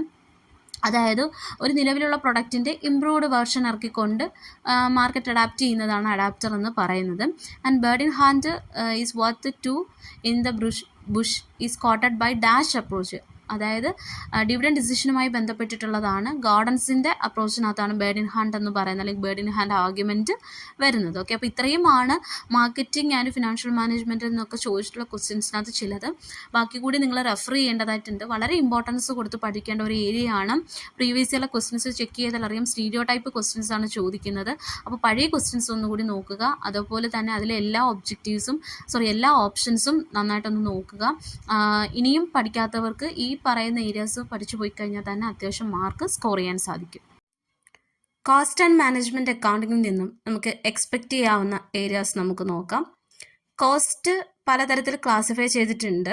അതിന് പ്രധാനമായിട്ടുള്ള ബേസ് എന്ന് പറയുന്നത് time, nature or elements, degree of traceability to the products, association with the products, change in activity or volume, function, relationship with the accounting period, controllability, cost for analytical and decision making purpose തുടങ്ങിയവ ആണ് പ്രധാനമായിട്ടും cost classify ചെയ്തിരിക്കുന്ന base എന്ന് പറയുന്നത്. എല്ലാ തവണയും ക്വസ്റ്റ്യനകത്ത് വരുന്ന ഒന്നാണ് സങ്ക് കോസ്റ്റ് എന്ന് പറയുന്നത്. അപ്പോൾ സങ്ക് കോസ്റ്റ് എന്ന് പറയുന്നത് ആദ്യമേ തന്നെ പറയാം, ഡിസിഷൻ മേക്കിങ്ങിന് ആവശ്യമില്ലാത്ത ഒരു കോസ്റ്റാണ് സങ്ക് കോസ്റ്റ്. അപ്പം ഒരു ഇർറെലവൻ്റ് ആയിട്ടുള്ള കോസ്റ്റ് ആണ് എന്തെന്ന് പറയുന്നത്, സങ്ക് കോസ്റ്റ് എന്ന് പറയുന്നത്. അതായത് ഓൾറെഡി ഇൻക്വേർഡ് ആയിട്ടുള്ള ഒരു കോസ്റ്റാണ്, അൺഅവോയ്ഡബിൾ കോസ്റ്റ് കൂടിയാണ്. അതായത് നമുക്ക് അവോയ്ഡ് ചെയ്യാൻ പറ്റാത്ത ചില കോസ്റ്റാണ് സങ്ക് കോസ്റ്റ് എന്ന് പറയുന്നത്, അല്ലേ? കറണ്ട് ഡിസിഷൻ മേക്കിങ്ങിന് സഹായിക്കാത്ത ഒന്നാണ് എന്തെന്ന് പറയുന്നത്, സങ്ക് കോസ്റ്റ് എന്ന് പറയുന്നത്. പിന്നീട് നമുക്ക് കാൽക്കുലേഷൻസിനകത്ത് ആവശ്യമായിട്ടും വരുന്നതാണ് വേരിയബിൾ കോസ്റ്റ്, ഫിക്സഡ് കോസ്റ്റും ഒക്കെ. അപ്പോൾ വേരിയബിൾ കോസ്റ്റ് എന്ന് പറഞ്ഞു കഴിഞ്ഞാൽ പ്രൊഡക്ഷൻ്റെ വോളിയത്തിനനുസരിച്ച് വേരി ചെയ്യുന്ന കോസ്റ്റുകളാണ് വേരിയബിൾ കോസ്റ്റ് എന്ന് പറയുന്നത്. അതായത് പ്രൊഡക്റ്റ് ഇൻക്രീസ് ചെയ്യും ഡിക്രീസ് ചെയ്യുന്നതിനും അനുസരിച്ച് കോസ്റ്റിലും മാറ്റം സംഭവിക്കും. അപ്പോൾ മെറ്റീരിയൽ കോസ്റ്റ്, ലേബർ കോസ്റ്റ് തുടങ്ങിയവയൊക്കെ വേരിയബിൾ കോസ്റ്റിന് ഉദാഹരണമാണ്. ഇനി ഫിക്സഡ് കോസ്റ്റ് ഉണ്ട്. ഫിക്സഡ് കോസ്റ്റ് എന്ന് പറഞ്ഞു കഴിഞ്ഞാൽ പ്രൊഡക്ഷൻ വോളിയം അഫക്റ്റ് ചെയ്യുന്നില്ല. അതായത് പ്രൊഡക്ഷൻ വോളിയം കൂടുന്നതിനും കുറയുന്നതിനും അനുസരിച്ച് കോസ്റ്റിൽ മറ്റ് വ്യതിയാനങ്ങളൊന്നും സംഭവിക്കാത്തവയാണ് ഫിക്സഡ് കോസ്റ്റ് എന്ന് പറയുന്നത്. ഇപ്പോൾ ഫോർ എക്സാമ്പിൾ പറയുകയാണെങ്കിൽ ഫാക്ടറി റെൻറ്റ്. ഇപ്പം നമ്മളൊരു ബിസിനസ്, ഒരു ഫാക്ടറി റെൻറ്റിന് എടുത്തിരിക്കുകയാണെന്നിരിക്കട്ടെ.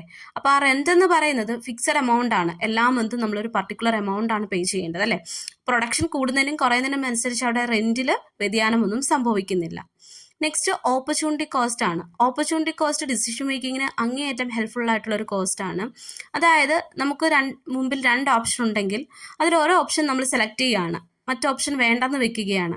അപ്പോൾ ആ കോസ്റ്റിൽ നിന്നുള്ള ബെനഫിറ്റ്സിനെയാണ് ഓപ്പർച്യൂണിറ്റി കോസ്റ്റ് എന്നുള്ളത് കൊണ്ട് ഉദ്ദേശിക്കുന്നത്. അതായത് ബിസിനസ് ഇപ്പോൾ കയ്യിലുള്ള എമൗണ്ട് കൊണ്ട് പുതിയതായിട്ടൊരു മെഷീനറി പർച്ചേസ് ചെയ്യാം. അങ്ങനെ പർച്ചേസ് ചെയ്യുകയാണെങ്കിൽ ഒരു പക്ഷേ ഇൻവെസ്റ്റ് ചെയ്താൽ കിട്ടുന്ന ബെനിഫിറ്റ്സ് അവിടെ നഷ്ടപ്പെടുകയാണ് ചെയ്യുന്നത്. അപ്പോൾ അതാണ് ഓപ്പർച്യൂണിറ്റി കോസ്റ്റ് എന്ന് പറയുന്നത്. അതായത് ഒരു ഓൾട്ടർനേറ്റീവ് കോസ്റ്റ് ആണ് ഓപ്പർച്യൂണിറ്റി കോസ്റ്റ് എന്ന് പറയുന്നത്. Next cost centre. Cost centre എന്ന് പറഞ്ഞു കഴിഞ്ഞാൽ കളക്ഷൻ ഓഫ് ആക്ടിവിറ്റീസ് ആണ്. അതായത് ഒരു ഓർഗനൈസേഷനിലെ ഡിഫറെൻറ്റ് ഫങ്ഷൻസും ഡിഫറെൻറ്റ് ഡിപ്പാർട്ട്മെൻറ്റ്സും ഉൾപ്പെടുന്നതാണ് കോസ്റ്റ് സെൻറ്റേഴ്സ് എന്ന് പറയുന്നത്. ഇപ്പോൾ പ്രത്യേകിച്ച് റവന്യൂ എക്സ്പെൻസോ ഒന്നും തന്നെ ജനറേറ്റ് ചെയ്യുന്നില്ല, പക്ഷേ ഈ പറയുന്ന കാൽക്കുലേഷൻസിനകത്ത് കോസ്റ്റ് സെൻറ്റേഴ്സ് ഉൾപ്പെടുത്താറുണ്ട്. ഇപ്പോൾ പ്രധാനമായിട്ടും കോസ്റ്റ് സെൻറ്റർ എന്ന് പറയുമ്പം human resource department, IT department, ഇവയെല്ലാം തന്നെ കോസ്റ്റ് സെൻറ്റേഴ്സിന് ഉദാഹരണമാണ്. നെക്സ്റ്റ് എന്ന് പറയുന്നത് കോസ്റ്റ് യൂണിറ്റ് ആണ്. കോസ്റ്റ് യൂണിറ്റ് എന്ന് പറയുന്നത് unit of product produced or service provided എന്നുള്ള രീതിയിൽ നമ്മൾ മെഷർ ചെയ്യാൻ, അതായത് എത്ര യൂണിറ്റ് പ്രൊഡ്യൂസ് ചെയ്തു അല്ലെങ്കിൽ എത്രത്തോളം സർവീസ് പ്രൊവൈഡ് ചെയ്തു എന്നതിൻ്റെ ഒരു മെഷർമെൻ്റ് ആണ് കോസ്റ്റ് യൂണിറ്റ് അഥവാ കോസ്റ്റ് പെർ യൂണിറ്റ് എന്ന് പറയുന്നത്. Cost technique. കോസ്റ്റ് ടെക്നിക്ക് എന്ന് പറയുന്നത് കോസ്റ്റിനെ അസർട്ടൈൻ ചെയ്യുകയും അവയെ കൺട്രോൾ ചെയ്തുകൊണ്ട് ഡിസിഷൻ മേക്കിങ്ങിന് ഹെൽപ്ഫുൾ ആകുന്നതാണ് കോസ്റ്റ് ടെക്നിക്ക് എന്ന് പറയുന്നത്. അപ്പോൾ പ്രധാനമായിട്ടുള്ള കോസ്റ്റ് ടെക്നിക്കുകളാണ് കൺവെൻഷണൽ കോസ്റ്റിംഗ്, അതുപോലെ സ്റ്റാൻഡേർഡ് കോസ്റ്റിംഗ്. സ്റ്റാൻഡേർഡ് കോസ്റ്റിംഗ് എന്ന് പറയുന്നത് വേരിയൻസിനെ അനാലിസിസ് ചെയ്യാൻ വേണ്ടിയിട്ടാണ്, അല്ലെങ്കിൽ വേരിയൻസിനെ ഐഡൻറ്റിഫൈ ചെയ്യാൻ വേണ്ടിയിട്ടാണ് സ്റ്റാൻഡേർഡ് കോസ്റ്റിംഗ് ഹെൽപ്ഫുൾ ആകുന്നത്.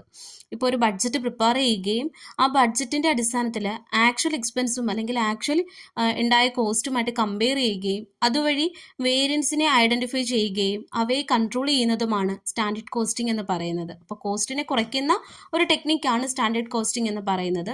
ഇനി മാർജിനൽ കോസ്റ്റിംഗ് ആണ്. മാർജിനൽ കോസ്റ്റിംഗ് എന്ന് പറയുന്നത് ഡിസിഷൻ മേക്കിങ്ങിന് ഏറ്റവും ആവശ്യമായിട്ടുള്ള ഒന്നാണ് മാർജിനൽ കോസ്റ്റിംഗ് എന്ന് പറയുന്നത്. അതായത് ഒരു ഫേം എക്സ്ട്രാ യൂണിറ്റ് പ്രൊഡ്യൂസ് ചെയ്യുമ്പോൾ ഉണ്ടാകുന്ന എക്സ്ട്രാ കോസ്റ്റിനെയാണ് അല്ലെങ്കിൽ അഡീഷണൽ കോസ്റ്റിനെയാണ് നമ്മൾ മാർജിനൽ കോസ്റ്റിംഗ് എന്നുള്ളത് കൊണ്ട് ഉദ്ദേശിക്കുന്നത്. ഇനി അടുത്തതായിട്ട് വരുന്നതാണ് യൂണിഫോം കോസ്റ്റിംഗ്. അതായത് same type of costing technique ഉപയോഗിക്കുന്നവയാണ് യൂണിഫോം കോസ്റ്റിംഗ് എന്ന് പറയുന്നത്. അതായത് ഒരേ തരത്തിലുള്ള കോസ്റ്റിംഗ് മെത്തേഡ് ഉപയോഗിച്ചുകൊണ്ട് ഫിനാൻഷ്യൽ റിപ്പോർട്ട്സ് തയ്യാറാക്കുന്നവയാണ് യൂണിഫോം കോസ്റ്റിംഗ് എന്ന് പറയുന്നത്. പൊതുവെ പബ്ലിക് യൂട്ടിലിറ്റീസ് ഒക്കെ യൂണിഫോം കോസ്റ്റിംഗ് ആണ്. അതിന് ഉദാഹരണമാണ് റോഡ്, റെയിൽവേ, ഇലക്ട്രിസിറ്റി തുടങ്ങിയവയൊക്കെ യൂണിഫോം കോസ്റ്റിംഗ് ഇംപ്ലിമെൻറ്റ് ചെയ്യുന്ന സ്ഥാപനങ്ങൾക്ക് ഉദാഹരണങ്ങളാണ്. Then direct costing and absorption costing. അപ്പം അബ്സോർപ്ഷൻ കോസ്റ്റിങ്ങും ഇമ്പോർട്ടൻ്റ് ആയിട്ടുള്ള ഒന്നാണ്. മാനുഫാക്ചറിങ് കൺസേൺസ് ആണ് പൊതുവെ അബ്സോർപ്ഷൻ കോസ്റ്റിംഗ് അഡോപ്റ്റ് ചെയ്തിട്ടുള്ളത്. അബ്സോർപ്ഷൻ കോസ്റ്റിങ്ങിൻ്റെ മറ്റൊരു പേരാണ് ഫുൾ കോസ്റ്റിംഗ് എന്ന് പറയുന്നത്. സിമ്പിളായിട്ട് പറയുവാണെങ്കിൽ all cost associated with manufacturing of A particular product എന്ന് വേണമെങ്കിൽ പറയാൻ സാധിക്കും. ആൻഡ് ദെൻ മറ്റൊന്നാണ് ആക്ടിവിറ്റി ബേസ്ഡ് കോസ്റ്റിംഗ് എന്ന് പറയുന്നത്. ദെൻ നെക്സ്റ്റ് എന്ന് പറയുന്നത് methods of costing covers job costing എന്ന് പറയുന്നത് ഒരു ജോബിന് ആവശ്യമായിട്ടുള്ള കോസ്റ്റും റവന്യൂസിനും ട്രാക്ക് ചെയ്യുന്നതാണ് ജോബ് കോസ്റ്റിംഗ് എന്ന് പറയുന്നത്.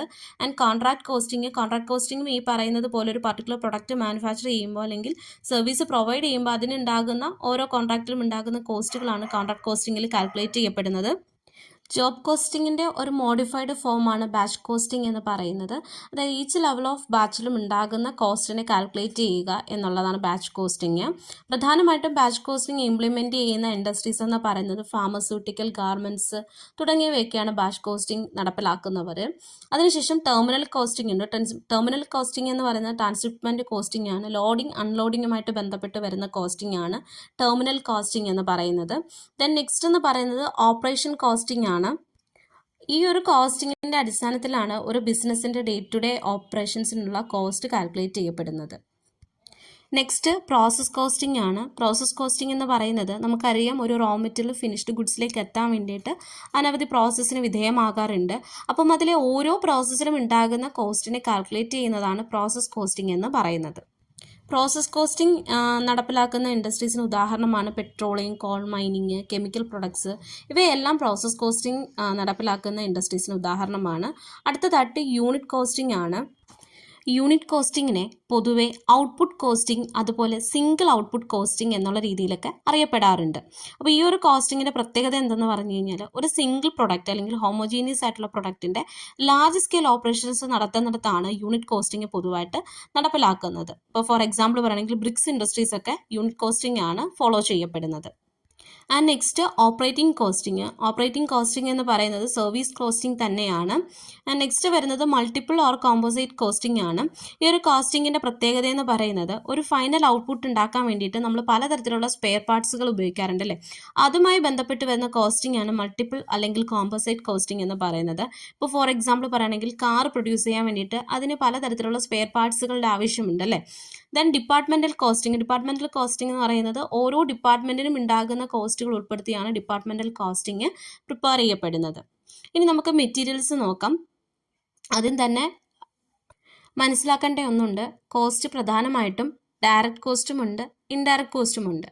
ഡയറക്റ്റ് കോസ്റ്റ് എന്ന് പറയുന്നത് ഏതൊരു എക്സ്പെൻസും അല്ലെങ്കിൽ ഏതൊരു കോസ്റ്റും directly associate with manufacturing of A product അല്ലെങ്കിൽ പ്രൊവൈഡിങ് സർവീസ് എന്നുള്ളതാണ് ഡയറക്റ്റ് കോസ്റ്റിനകത്ത് ഉൾപ്പെടുന്നത് അല്ലേ. അപ്പോൾ ഡയറക്റ്റ് കോസ്റ്റിനകത്ത് വരുന്നതെന്ന് പറയുന്നത് direct material cost, direct labour cost, അതുപോലെ തന്നെ മറ്റ് ഡയറക്റ്റ് എക്സ്പെൻസുകളും ഉൾപ്പെടുന്നതാണ് ഡയറക്റ്റ് കോസ്റ്റ് അഥവാ പ്രൈം കോസ്റ്റ് എന്നറിയപ്പെടുന്നത്. ദെൻ ഇൻഡയറക്റ്റ് മെറ്റീരിയൽസ് അതുപോലെ ഇൻഡയറക്റ്റ് എക്സ്പെൻസ് ഇവയെല്ലാം ഉൾപ്പെടുന്നതാണ് ഇൻഡയറക്റ്റ് കോസ്റ്റ് അല്ലെങ്കിൽ ഓവർ ഹെഡ്സ് എന്ന് അറിയപ്പെടുന്നത്. അപ്പം ആദ്യം തന്നെ നമുക്ക് മെറ്റീരിയൽസ് നോക്കാം. മെറ്റീരിയൽസ് എന്ന് പറയുന്നത് ഒരു വിറ്റൽ കമ്പോണൻ്റ് ആണ് പ്രൊഡക്ഷനുമായി ബന്ധപ്പെട്ട് നോക്കുമ്പോൾ അല്ലേ. അപ്പോൾ മെറ്റീരിയൽസ് പ്രധാനമായിട്ടും ഡയറക്റ്റ് മെറ്റീരിയൽസും ഉണ്ട്, ഇൻഡയറക്റ്റ് മെറ്റീരിയൽസും ഉണ്ട്. ദെൻ ഇൻവെൻ്ററി കൺട്രോൾ ടെക്നിക്കുമായി ബന്ധപ്പെട്ട് വരുന്ന ഒരു ടേമാണ് ABC എന്ന് പറയുന്നത്. ആക്ടിവിറ്റി ബേസ്ഡ് കോസ്റ്റിംഗ് അല്ല.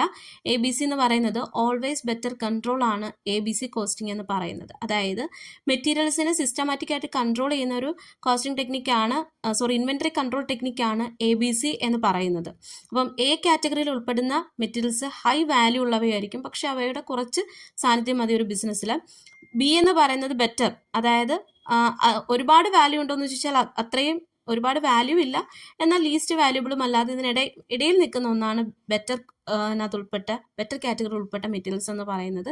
ആൻഡ് C കാറ്റഗറിയിൽ ഉൾപ്പെട്ടിട്ടുള്ള മെറ്റീരിയൽസ് എന്ന് പറയുന്നത് ലീസ്റ്റ് വാല്യൂബിൾ ആണ്, അതായത് അത്രത്തോളം വാല്യൂബിൾ അല്ലാത്ത മെറ്റീരിയൽസും എന്നാൽ ഒരുപാട് ഒരു ഓർഗനൈസേഷൻ ഉള്ളവയുമാണ് C കാറ്റഗറിയിൽപ്പെട്ട മെറ്റീരിയൽസ് എന്ന് പറയുന്നത്. അപ്പോൾ ഇതിൻ്റെ അടിസ്ഥാനത്തിൽ മെറ്റീരിയൽസിനെ കൺട്രോൾ ചെയ്യുന്നതാണ് ABC അനാലിസിസ് എന്ന് പറയുന്നത്. പിന്നീട് നമുക്ക് പ്രോബ്ലമായിട്ടും തിയററ്റിക്കൽ ഏരിയയിൽ നിന്നും വരുന്ന ഒരു ഏരിയ ആണ് എക്കണോമിക് ഓർഡറിംഗ് ക്വാണ്ടിറ്റി എന്ന് പറയുന്നത്. അപ്പം എക്കണോമിക് ഓർഡറിംഗ് ക്വാണ്ടിറ്റി എന്ന് പറയുന്നത് ഒരു optimal level of inventory keep ചെയ്യുക എന്നുള്ളതാണ്. അതായത് വേസ്റ്റേജും അതുപോലെ ക്യാരിയിങ് ഹോൾഡിംഗ് കോസ്റ്റും ഒഴിവാക്കിക്കൊണ്ട് ഒരു optimal level of Stokes maintain ചെയ്യുന്നതാണ് എക്കണോമിക് ഓർഡറിംഗ് ക്വാണ്ടിറ്റി എന്ന് പറയുന്നത്. ഇത് കോസ്റ്റും കുറയ്ക്കും, അതേസമയം ഇൻവെൻ്ററിയും കുറയ്ക്കും. അപ്പം എക്കണോമിക് ഓർഡറിംഗ് ക്വാണ്ടിറ്റി കാൽക്കുലേറ്റ് ചെയ്യുന്നത് √2AO ഡിവൈഡഡ് ബൈ C ആണ്. A എന്ന് പറയുന്നത് ആനുവൽ ഡിമാൻഡ് അല്ലെങ്കിൽ ആനുവൽ കൺസംഷൻ ആണ്. O എന്ന് പറയുന്നത് ഓർഡറിംഗ് കോസ്റ്റ് പെർ ഓർഡർ ആണ്. ആൻഡ് C എന്ന് പറയുന്നത് ക്യാരിയിങ് കോസ്റ്റ് പെർ യൂണിറ്റ് ആണ്. അപ്പോൾ ക്യാരിയിങ് കോസ്റ്റിന് മറ്റൊരു പേരെന്ന് പറയുന്നത് ഹോൾഡിംഗ് കോസ്റ്റ് എന്നും അറിയപ്പെടുന്നുണ്ട്. ദെൻ പെർപ്പച്വൽ ഇൻവെൻ്ററി സിസ്റ്റമാണ്. പെർപ്പച്വൽ ഇൻവെൻ്ററി സിസ്റ്റം എന്ന് പറയുന്നത് റെഗുലറായിട്ട് സ്റ്റോക്കിനെ വെരിഫൈ ചെയ്യുന്നതാണ് പെർപ്പച്വൽ ഇൻവെൻ്ററി സിസ്റ്റം എന്ന് പറയുന്നത്. ഇതിന് മറ്റൊരു ഉദാഹരണമാണ് കണ്ടിന്യൂസ് സ്റ്റോക്ക് ടേക്കിംഗ് എന്ന് പറയുന്നത്. അതായത് റെഗുലറായിട്ട് സ്റ്റോക്കുകളുടെ ഫിസിക്കൽ വെരിഫിക്കേഷൻ തന്നെ നടത്തുകയും അവയെ കൗണ്ട് ചെയ്യുന്നതുമാണ് കണ്ടിന്യൂസ് സ്റ്റോക്ക് ടേക്കിങ്ങിനകത്ത് വരുന്നത്. അപ്പോൾ പെർപ്പച്വൽ ഇൻവെൻ്ററി സിസ്റ്റം എന്ന് പറയുന്നത് സ്റ്റോഴ്സിൽ നിന്ന് മെറ്റീരിയൽസ് പോകുമ്പം അവയെ റെക്കോർഡ് ചെയ്യുകയും പുതുതായിട്ട് മെറ്റീരിയൽസ് ഇഷ്യൂ ചെയ്യുമ്പം അതിനെയും റെക്കോർഡ് ചെയ്യുകയും ചെയ്യുന്നതാണ് പെർപ്പച്വൽ ഇൻവെൻ്ററി സിസ്റ്റം എന്ന് പറയുന്നത്. ഇനി നമുക്ക് ലേബർ കോസ്റ്റിനകത്ത് ഇമ്പോർട്ടൻ്റ് ആയിട്ട് വരുന്ന 1-2 കാര്യങ്ങളാണ് ലേബർ ടേൺ ഓവറും അതുപോലെ തന്നെ വേജ് റേറ്റ് സിസ്റ്റവും. അപ്പോൾ പ്രധാനമായിട്ടും 2 രീതിയിലുള്ള വേജ് സിസ്റ്റമാണുള്ളത്. ടൈം വേജ് സിസ്റ്റം ഉണ്ട്, പീസ് വേജ് സിസ്റ്റം ഉണ്ട്. അപ്പോൾ ടൈം വേജ് സിസ്റ്റത്തിന് ഏർണിങ്സ് കാൽക്കുലേറ്റ് ചെയ്യുന്നത് hours worked into rate per hour ആണ്. ഇനി പീസ് റേറ്റ് സിസ്റ്റത്തിനകത്ത് വരുന്നത് unit produced into rate per hour ആണ്. പലതരത്തിലുള്ള പീസ് റേറ്റ് സിസ്റ്റം ഉണ്ട്. Taylor differential piece rate system ഉണ്ട്, Merrick multiple piece rate system ഉണ്ട്. അതായത് അവർ പ്രൊഡ്യൂസ് ചെയ്യുന്ന ഔട്ട്പുട്ടിൻ്റെ അടിസ്ഥാനത്തിലാണ് വേജസ് പ്രൊവൈഡ് ചെയ്യുന്നതെന്നുണ്ടെങ്കിൽ അതാണ് പീസ് റേറ്റ് സിസ്റ്റം എന്ന് പറയുന്നത്. ഇനി വേജ് പ്ലാൻ പോലെ തന്നെ മറ്റൊന്നാണ് ബോണസ് പ്ലാൻസ് എന്ന് പറയുന്നത്. അതും ഇൻഡിവിജ്വൽസും ഉണ്ട്, ഗ്രൂപ്പും ഉണ്ട്. ഇതെപ്പോഴും പ്രോബ്ലം ആയിട്ട് വരുന്ന ഒരു ഏരിയ ആണ്. അതിനകത്ത് ഹാൾസി പ്രീമിയം പ്ലാൻ ആണ്. ഹാൾസി പ്രീമിയം പ്ലാൻ അനുസരിച്ചിട്ട് ഏർണിങ്സ് കാൽക്കുലേറ്റ് ചെയ്യുന്നത് hour into rate per hour plus 50% standard time minus hour into R എന്നുള്ള രീതിയിലാണ് ഇത് കാൽക്കുലേറ്റ് ചെയ്യപ്പെടുന്നത്. നമ്മൾ ഹാൾസി പ്രീമിയം പ്ലാൻ അനുസരിച്ചിട്ട് ഏർണിങ്സ് കാൽക്കുലേറ്റ് ചെയ്യുന്നത്. ദെൻ ഹാൾസി വെയർ പ്രീമിയം പ്ലാനും തന്നിട്ടുണ്ട്. ഹാൾസി വെയർ പ്രീമിയം പ്ലാൻ തരുമ്പോൾ അവിടെ ശ്രദ്ധിക്കേണ്ട ഒരു കാര്യം, ഇവിടെ ബോണസ് എന്ന് പറയുന്നത് ഈക്വൽ ആകുന്നത് 33.3 എന്നൊരു റേറ്റ് നോക്കണം. ഹാൾസി പ്രീമിയം പ്ലാനകത്ത് 50% ആണെങ്കിൽ ഇവിടെ ഹാൾസി വെയർ പ്ലാൻ അനുസരിച്ചിട്ട് 30% പറയാറുണ്ട്. 33.3 അല്ലെങ്കിൽ 33 and 1/3 എന്നുള്ള രീതിയിലും ഒരു റേറ്റ് പറയുന്നുണ്ട്. ഈ ഒരു എമൗണ്ട് നോക്കി വെക്കേണ്ടതാണ്. കാരണം കഴിഞ്ഞ വർഷം ചോദിച്ചതിനകത്ത് ഒരുപാട് കൺഫ്യൂസിങ് ആയിട്ട് വന്ന ഒരു ക്വസ്റ്റ്യൻ ആണ്. ഹാൾസി വെയർ പ്രീമിയം പ്ലാൻ അനുസരിച്ചിട്ട് ബോണസ് എന്തിന് ഈക്വൽ ആണെന്നുള്ളത്. അത് 33.3 വന്നിട്ടുണ്ട്, അതുപോലെ 30% വന്നിട്ടുണ്ട്. പക്ഷേ കറക്റ്റ് ആൻസർ ആയിട്ട് അവിടെ പറയുന്നത് 30% ആണ്. അപ്പോൾ ഇവിടെ ടോട്ടൽ ഏർണിങ്സ് കാൽക്കുലേറ്റ് ചെയ്യപ്പെടുന്നത് hours into rate per hour plus 33.3 into standard time minus hours into rate per hour എന്നുള്ള രീതിയിലാണ്. നെക്സ്റ്റ് റൊവാൻ പ്ലാൻ ആണ്. റൊവാൻ പ്ലാൻ അനുസരിച്ചിട്ട് ടോട്ടൽ ഏർണിങ്സ് കാൽക്കുലേറ്റ് ചെയ്യുന്നത് hour rate per hour plus standard hour minus hour divide by standard hour into hour into rate per hour എന്നുള്ള രീതിയിലാണ്. And then next എന്ന് പറയുന്നത് Baat variable sharing plan ആണ്. ഈ ഒരു മെത്തേഡ് അനുസരിച്ച് ടോട്ടൽ ഏർണിങ്സ് കാൽക്കുലേറ്റ് ചെയ്യപ്പെടുന്നത് rate per hour into square root of standard time into hour എന്നുള്ള രീതിയിലാണ് കാൽക്കുലേഷൻസ് വരുന്നത്. ഈ ഇക്വേഷൻസും നോക്കണം, ഇതുമായിട്ട് ബന്ധപ്പെട്ടിട്ടുള്ള പ്രോബ്ലംസ് നിങ്ങൾ ചെയ്ത് പഠിക്കണം. സിമ്പിളായിട്ടുള്ള കാര്യങ്ങൾ തന്നെയാണ്, കാരണം ഈ പ്രോബ്ലംസ് ഒക്കെ എപ്പോഴും ചോദിക്കാറുള്ളതാണ്. അതുപോലെ ഇക്വേഷൻസും ജസ്റ്റ് എഴുതി വെച്ച് നിങ്ങൾ പഠിച്ചു പോകുന്നത് ഹെൽപ്ഫുള്ളായിരിക്കും. ക്വസ്റ്റ്യൻസ് നമുക്ക് ചെക്ക് ചെയ്യാം. അപ്പോൾ direct materials, direct labours, direct expense, ഇവ മൂന്നും ഇൻക്ലൂഡ് ചെയ്യുന്നതാണ് പ്രൈം കോസ്റ്റ് എന്ന് പറയുന്നത്. അല്ലെങ്കിൽ ഇവയുടെ ആകെത്തുകയാണ് പ്രൈം കോസ്റ്റ് എന്ന് പറയുന്നത്. ഓക്കെ, അപ്പോൾ ബാക്കിയുള്ള ഓപ്ഷൻസിനകത്തെല്ലാം ഡയറക്റ്റ് ആൻഡ് ഇൻഡയറക്റ്റ് എക്സ്പെൻസും മെറ്റീരിയൽസും അതുപോലെ തന്നെ വേജസും ഒക്കെ ഉൾപ്പെടുന്നതാണ്. എങ്കിൽ പ്രൈം കോസ്റ്റിൽ മാത്രമേ ഡയറക്റ്റ് മെറ്റീരിയൽസും ഡയറക്റ്റ് ലേബേഴ്സും ഡയറക്റ്റ് എക്സ്പെൻസും ഉൾപ്പെടുന്നുള്ളൂ. അപ്പം എന്താണ് ഡയറക്റ്റ് ലേബർ കോസ്റ്റ് അല്ലെങ്കിൽ മെറ്റീരിയൽ എക്സ്പെൻസിൻ്റെ പ്രത്യേകത എന്ന് പറഞ്ഞു കഴിഞ്ഞാൽ, മാനുഫാക്ചറിങ് ആക്ടിവിറ്റിയിൽ ഡയറക്റ്റായിട്ട് ഇൻവോൾവ് ചെയ്യുന്നത് കൊണ്ടാണ് ഇവയെ ഡയറക്റ്റ് എക്സ്പെൻസ് ആയിട്ട് കൺസിഡർ ചെയ്യുന്നത്. നെക്സ്റ്റ് എന്ന് പറയുന്നത് the appropriate method of costing for bricks work is dash costing. അപ്പോൾ യൂണിറ്റ് കോസ്റ്റിംഗ് ആണ് ആൻസർ എന്ന് പറയുന്നത്. അപ്പോൾ യൂണിറ്റ് കോസ്റ്റിങ്ങിൻ്റെ പ്രത്യേകത എന്ന് പറയുന്നത് ഔട്ട്പുട്ട് കോസ്റ്റിംഗ് എന്നും അതുപോലെ സിംഗിൾ ഔട്ട്പുട്ട് കോസ്റ്റിംഗ് എന്നും അറിയപ്പെടുന്നുണ്ട്. അതായത് സിംഗിൾ ഔട്ട്പുട്ടിൻ്റെ ലാർജ് സ്കെയിൽ ഓപ്പറേഷൻസ് നടക്കുന്ന ഇൻഡസ്ട്രീസ് ആണ് യൂണിറ്റ് കോസ്റ്റിംഗ് ഇംപ്ലിമെൻറ്റ് ചെയ്യുന്നത്. അപ്പോൾ ബ്രിക്സ് വർക്ക്സ് എന്ന് പറയുന്നിടത്ത് ഒരു സിംഗിൾ ഔട്ട്പുട്ട് മാത്രമേ ഉള്ളൂ, അതുകൊണ്ട് അവിടെ യൂണിറ്റ് കോസ്റ്റിംഗ് ആണ് സ്യൂട്ടബിളായിട്ട് വരുന്നത്. നെക്സ്റ്റ് എന്ന് പറയുന്നത് dash costing is suitable for mines, quarries, cement works. ഇവിടെ ആൻസറായിട്ട് വരുന്നത് ഓപ്പറേഷൻ കോസ്റ്റിംഗ് ആണ്.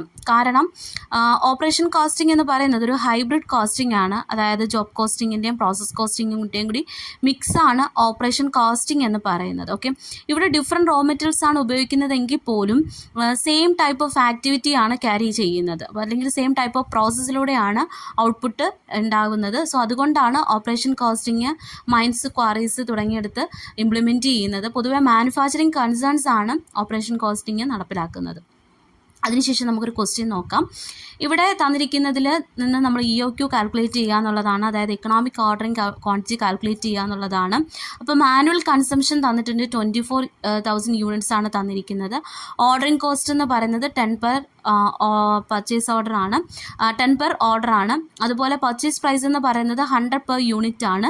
ക്യാരിയിങ് കോസ്റ്റ് 5% ആണ് തന്നിരിക്കുന്നത്. അപ്പോൾ തന്നിരിക്കുന്ന ഇൻഫർമേഷൻ്റെ അടിസ്ഥാനത്തിൽ EOQ കാൽക്കുലേറ്റ് ചെയ്യുക എന്നുള്ളതാണ്.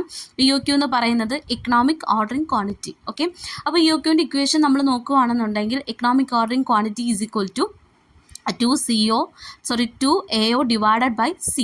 അപ്പം AO എന്നുള്ളത് സൂചിപ്പിക്കുന്നത് ആനുവൽ ഡിമാൻഡ് അല്ലെങ്കിൽ ആനുവൽ കൺസംഷൻ ആണ്. O എന്ന് പറയുന്നത് ഓർഡറിങ് കോസ്റ്റ് ആണ്. അപ്പം ആനുവൽ കൺസംഷൻ എന്ന് പറയുന്നത് 24,000ഉം ഓർഡറിങ് കോസ്റ്റ് നമുക്ക് 10 rupees ആണ്. ഇനി ക്യാരിയിങ് കോസ്റ്റ് എന്ന് പറയുന്നത് 5% ആണ്. അത് പർച്ചേസ് പ്രൈസിൻ്റെ ആണ് 5% എന്ന് പറയുന്നത്.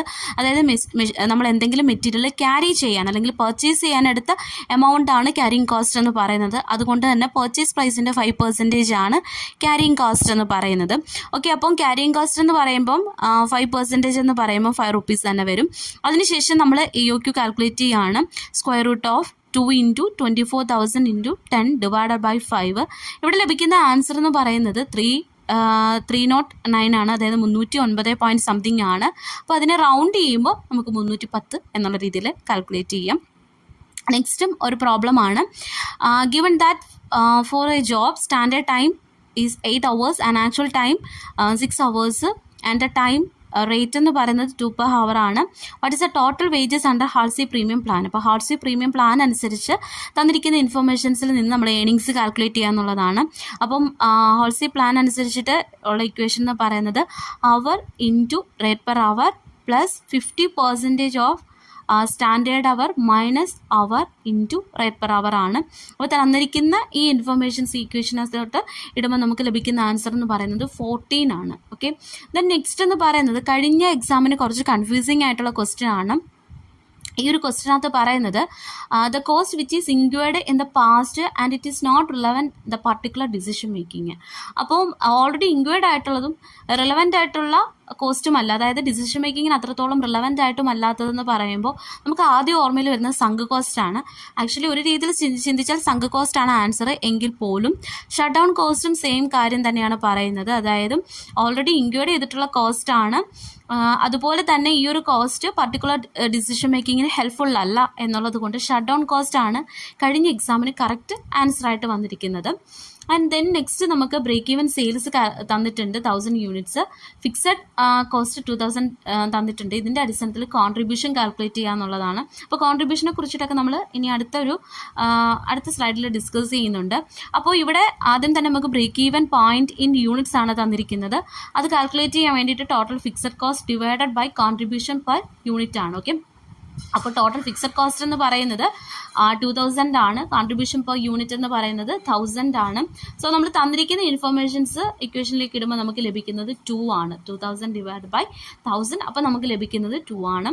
അടുത്തൊരു സ്റ്റേറ്റ്മെൻറ്റ് ടൈപ്പ് ക്വസ്റ്റ്യൻ ആണ്. ഈ ക്വസ്റ്റ്യനകത്ത് പറഞ്ഞിരിക്കുന്നത് margin of safety can be improved by decreasing fixed cost and margin of safety is equal to PV ratio divided by profit. അപ്പോൾ ആദ്യത്തെ സ്റ്റേറ്റ്മെൻറ്റ് നമുക്ക് നോക്കാം. മാർജിൻ ഓഫ് സേഫ്റ്റി എന്ന് പറയുന്നത് ബ്രേക്ക് ഈവൻ സെയിലിനേക്കാൾ എക്സസ് ആയിട്ടുള്ള സെയിൽ നടക്കുമ്പോൾ അതുവഴി കൺസേൺ ബെനിഫിറ്റ് ആണ് ഉണ്ടാകുന്നത്. ആ ഒരു ഇതിനെയാണ് മാർജിൻ ഓഫ് സേഫ്റ്റി എന്ന് പറയുന്നത്. അപ്പോൾ ബ്രേക്ക് ഈവൻ സെയിൽസ് എന്ന് പറയുന്നത് പ്രോഫിറ്റും ലോസും അല്ലാത്തൊരു സിറ്റുവേഷനാണ് ബ്രേക്ക് ഈവൻ പോയിന്റ് അല്ലെങ്കിൽ ബ്രേക്ക് ഈവൻ എന്ന് പറയുന്നത്. അതായത് ബ്രേക്ക് ഈവൻ സെയിൽസിൽ സീറോ ആണ് നമുക്ക് ലഭിക്കുന്ന പ്രോഫിറ്റ് എന്ന് പറയുന്നത്. അപ്പോൾ ടോട്ടൽ ഏണിങ്സ് അല്ലെങ്കിൽ ടോട്ടൽ റവന്യൂ എന്ന് പറയുന്നത് ടോട്ടൽ കോസ്റ്റിനെ കവർ ചെയ്യാൻ മാത്രമേ ഉള്ളൂ. ആ ഒരു സെയിൽസാണ് ബ്രേക്ക് ഈവൻ സെയിൽസ് എന്ന് പറയുന്നത്. പക്ഷേ ആക്ച്വൽ സെയിൽസും ബ്രേക്ക് ഈവൻ സെയിൽസും കമ്പയർ ചെയ്യുമ്പോൾ ബ്രേക്ക് ഈവൻ സെയിൽസിനേക്കാൾ എക്സസ് ആയിട്ട് നിൽക്കുന്ന ആ ഒരു സിറ്റുവേഷനാണ് മാർജിൻ ഓഫ് സേഫ്റ്റി എന്ന് പറയുന്നത്. ഓക്കെ, അപ്പോൾ മാർജിൻ ഓഫ് സേഫ്റ്റിയുടെ can be improved by decreasing fixed cost. അപ്പോൾ ഫിക്സഡ് കോസ്റ്റ് കുറയ്ക്കുകയാണെന്നുണ്ടെങ്കിൽ മാർജിൻ ഓഫ് സേഫ്റ്റി കൂട്ടാൻ സാധിക്കും.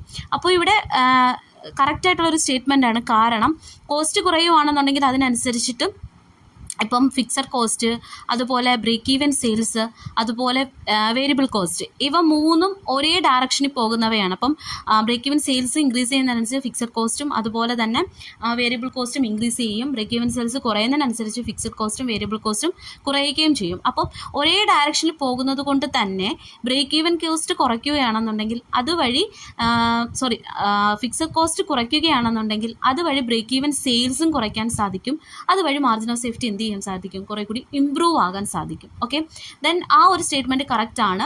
ഇനി നെക്സ്റ്റ് എന്ന് പറയുന്നത് മാർജിൻ ഓഫ് സേഫ്റ്റി കാൽക്കുലേറ്റ് ചെയ്യുന്നത് PV റേഷ്യോ, അതായത് profit volume ratio divide by profit ആണ്. പക്ഷേ അങ്ങനെയല്ല കാൽക്കുലേറ്റ് ചെയ്യുന്നത്. പ്രോഫിറ്റിൽ നിന്നും PV റേഷ്യോ ഡിവൈഡ് ചെയ്യുമ്പോഴാണ് നമുക്ക് മാർജിൻ ഓഫ് സേഫ്റ്റി ലഭിക്കുന്നത്. അപ്പോൾ ആ രണ്ടാമത്തെ സ്റ്റേറ്റ്മെൻറ്റ് തെറ്റാണ്. അപ്പം ഓപ്ഷൻ സി ആണ് കറക്റ്റ് ആൻസർ. സ്റ്റേറ്റ്മെൻറ്റ് ഫസ്റ്റ് ട്രൂവും സ്റ്റേറ്റ്മെൻറ്റ് സെക്കൻഡ് ഫോൾസുമാണ്. ലേബർ ടേൺ ഓവർ ഡിഫൈൻ ചെയ്യുന്നത് the rate of changes in labour force. അതായത് ഒരു ഓർഗനൈസേഷനിലെ ലേബർ ഫോഴ്സിൽ ഉണ്ടാകുന്ന ചേഞ്ചസിനെയാണ് ലേബർ ടേൺ ഓവർ എന്ന് പറയുന്നത്. Separation method, replacement method and flex method, ഈ 3 മെത്തേഡിലൂടെയാണ് ലേബർ ടേൺ ഓവർ കാൽക്കുലേറ്റ് ചെയ്യപ്പെടുന്നത്. നെക്സ്റ്റ് മാർജിനൽ കോസ്റ്റ് ആണ്. മാർജിനൽ കോസ്റ്റ് എന്ന് പറയുന്നത് വോളിയം ഓഫ് ഔട്ട്പുട്ട് ചേഞ്ച് ചെയ്യുന്നതിനനുസരിച്ച് കോസ്റ്റിലുണ്ടാകുന്ന വ്യതിയാനമാണ് മാർജിനൽ കോസ്റ്റ് എന്ന് പറയുന്നത്. Is the amount at any given volume of output by which the aggregate cost are changed if the volume of output is increased or decreased by 1 unit. അപ്പോൾ marginal കോസ്റ്റിങ്ങിനെ variable costing എന്നും differential costing എന്നും out of pocket costing എന്നും അറിയപ്പെടുന്നുണ്ട്. ഇനി മറ്റൊന്നാണ് contribution. അപ്പോൾ contribution, margin costing ഒക്കെ എല്ലാ എക്സാമിനും ചോദിക്കുന്നതാണ്. അപ്പോൾ കോൺട്രിബ്യൂഷൻ എന്ന് പറയുന്നത് ഗ്രോസ് മാർജിൻ എന്നും അറിയപ്പെടുന്നുണ്ട്. It's A difference between sales and marginal cost of sales. അതായത് സെയിൽസും മാർജിനൽ കോസ്റ്റും തമ്മിലുള്ള ഡിഫറൻസ് ആണെന്ന് പറയുന്നത് കോൺട്രിബ്യൂഷൻ എന്ന് പറയുന്നത്. അപ്പോൾ കോൺട്രിബ്യൂഷൻ എന്ന് പറഞ്ഞു കഴിഞ്ഞാൽ പ്രോഫിറ്റ് പോലെ തന്നെയാണ്. കോൺട്രിബ്യൂഷൻ നിന്നും ഫിക്സഡ് കോസ്റ്റ് കുറയ്ക്കുമ്പോഴാണ് നമുക്ക് പ്രോഫിറ്റ് ലഭിക്കുന്നത്. ഇനി മറ്റൊരു രീതി പറയുകയാണെങ്കിൽ ഫിക്സഡ് കോസ്റ്റും പ്രോഫിറ്റും കൂടി ചേരുമ്പോഴാണ് കോൺട്രിബ്യൂഷൻ എന്ന് പറയുന്നത്. ഇനി സെയിൽസ് കാൽക്കുലേറ്റ് ചെയ്യാൻ വേണ്ടിയിട്ട് വേണമെങ്കിൽ മാർജിനൽ കോസ്റ്റ്, ഫിക്സഡ് കോസ്റ്റും പ്രോഫിറ്റും കൂടി ആഡ് ചെയ്യുമ്പോൾ നമുക്ക് എന്ത് ലഭിക്കും, സെയിൽസും ലഭിക്കും. നെക്സ്റ്റ് പ്രോഫിറ്റ് വോളിയം റേഷ്യോ ആണ്. പ്രോഫിറ്റ് വോളിയം റേഷ്യോ കാൽക്കുലേറ്റ് ചെയ്യാൻ വേണ്ടിയിട്ട് കോൺട്രിബ്യൂഷനും സെയിൽസുമാണ് ഉപയോഗിക്കുന്നത്. കോൺട്രിബ്യൂഷൻ ഡിവൈഡ് ബൈ സെയിൽസ് ആണ് PV റേഷ്യോ അഥവാ പ്രോഫിറ്റ് വോളിയം റേഷ്യോ എന്ന് പറയുന്നത്. ഇപ്പോൾ സെയിൽസ് നമുക്ക് കാൽക്കുലേറ്റ് ചെയ്യാൻ വേണ്ടിയിട്ട് വേണമെങ്കിൽ കോൺട്രിബ്യൂഷനിൽ നിന്നും പ്രോഫിറ്റ് വോളിയം റേഷ്യോ ഡിവൈഡ് ചെയ്താൽ മതിയാകും. ഇനി കോൺട്രിബ്യൂഷനാണ് കാൽക്കുലേറ്റ് ചെയ്യണമെന്നുണ്ടെങ്കിൽ സെയിൽസ് ഇൻറ്റു PV റേഷ്യോ ആണ് കോൺട്രിബ്യൂഷൻ എന്ന് പറയുന്നത്. അപ്പോൾ ഇതുമായിട്ട് റിലേറ്റ് ചെയ്യുന്ന മറ്റൊന്നാണ് ബ്രേക്ക് ഈവൻ പോയിന്റ് എന്ന് പറയുന്നത്. അപ്പോൾ ബ്രേക്ക് ഈവൻ പോയിന്റ് എന്ന് പറയുന്നത് ഒരു ബിസിനസ് ഓർഗനൈസേഷൻ്റെ ഒരു പർട്ടിക്കുലർ പോയിന്റിൽ പ്രത്യേകിച്ച് പ്രോഫിറ്റും ലോസും ഇല്ലാത്ത ആ ഒരു സിറ്റുവേഷനാണ് ബ്രേക്ക് ഈവൻ പോയിന്റ് എന്ന് പറയുന്നത്. അതായത് നോ പ്രോഫിറ്റ് നോ ലോസ്, ആ ഒരു പോയിന്റാണ് ബ്രേക്ക് ഈവൻ പോയിന്റ് എന്ന് പറയുന്നത്. ബ്രേക്ക് ഈവൻ പോയിന്റിൻ യൂണിറ്റ്സ് ഉണ്ട്, ബ്രേക്ക് ഈവൻ പോയിന്റിൻ വാല്യൂ ഉണ്ട്. അപ്പോൾ break even point in units calculate ചെയ്യുന്നത് total fixed cost divide by contribution per unit ആണ്. പോയിന്റിന് വാല്യൂ കാൽക്കുലേറ്റ് ചെയ്യുന്നത് total fixed cost divide by profit volume ratio ആണ്. അതുപോലെ തന്നെ ആ total fixed cost divide by contribution to sales calculate ചെയ്യുമ്പോഴും നമുക്ക് ബ്രേക്ക് ഈവൻ പോയിന്റ് വാല്യൂ ലഭിക്കും. ഇനി മാർജിൻ ഓഫ് സേഫ്റ്റി ഓൾറെഡി നമ്മൾ പറഞ്ഞതാണ്. അതായത് ആക്ച്വൽ സെയിൽസിൽ നിന്നും ബ്രേക്ക് ഈവൻ സെയിൽസ് കമ്പയർ ചെയ്യുമ്പോഴുണ്ടാകുന്ന ആ ഒരു ഡിഫറൻസ് ആണ് മാർജിൻ ഓഫ് സേഫ്റ്റി എന്ന് പറയുന്നത്.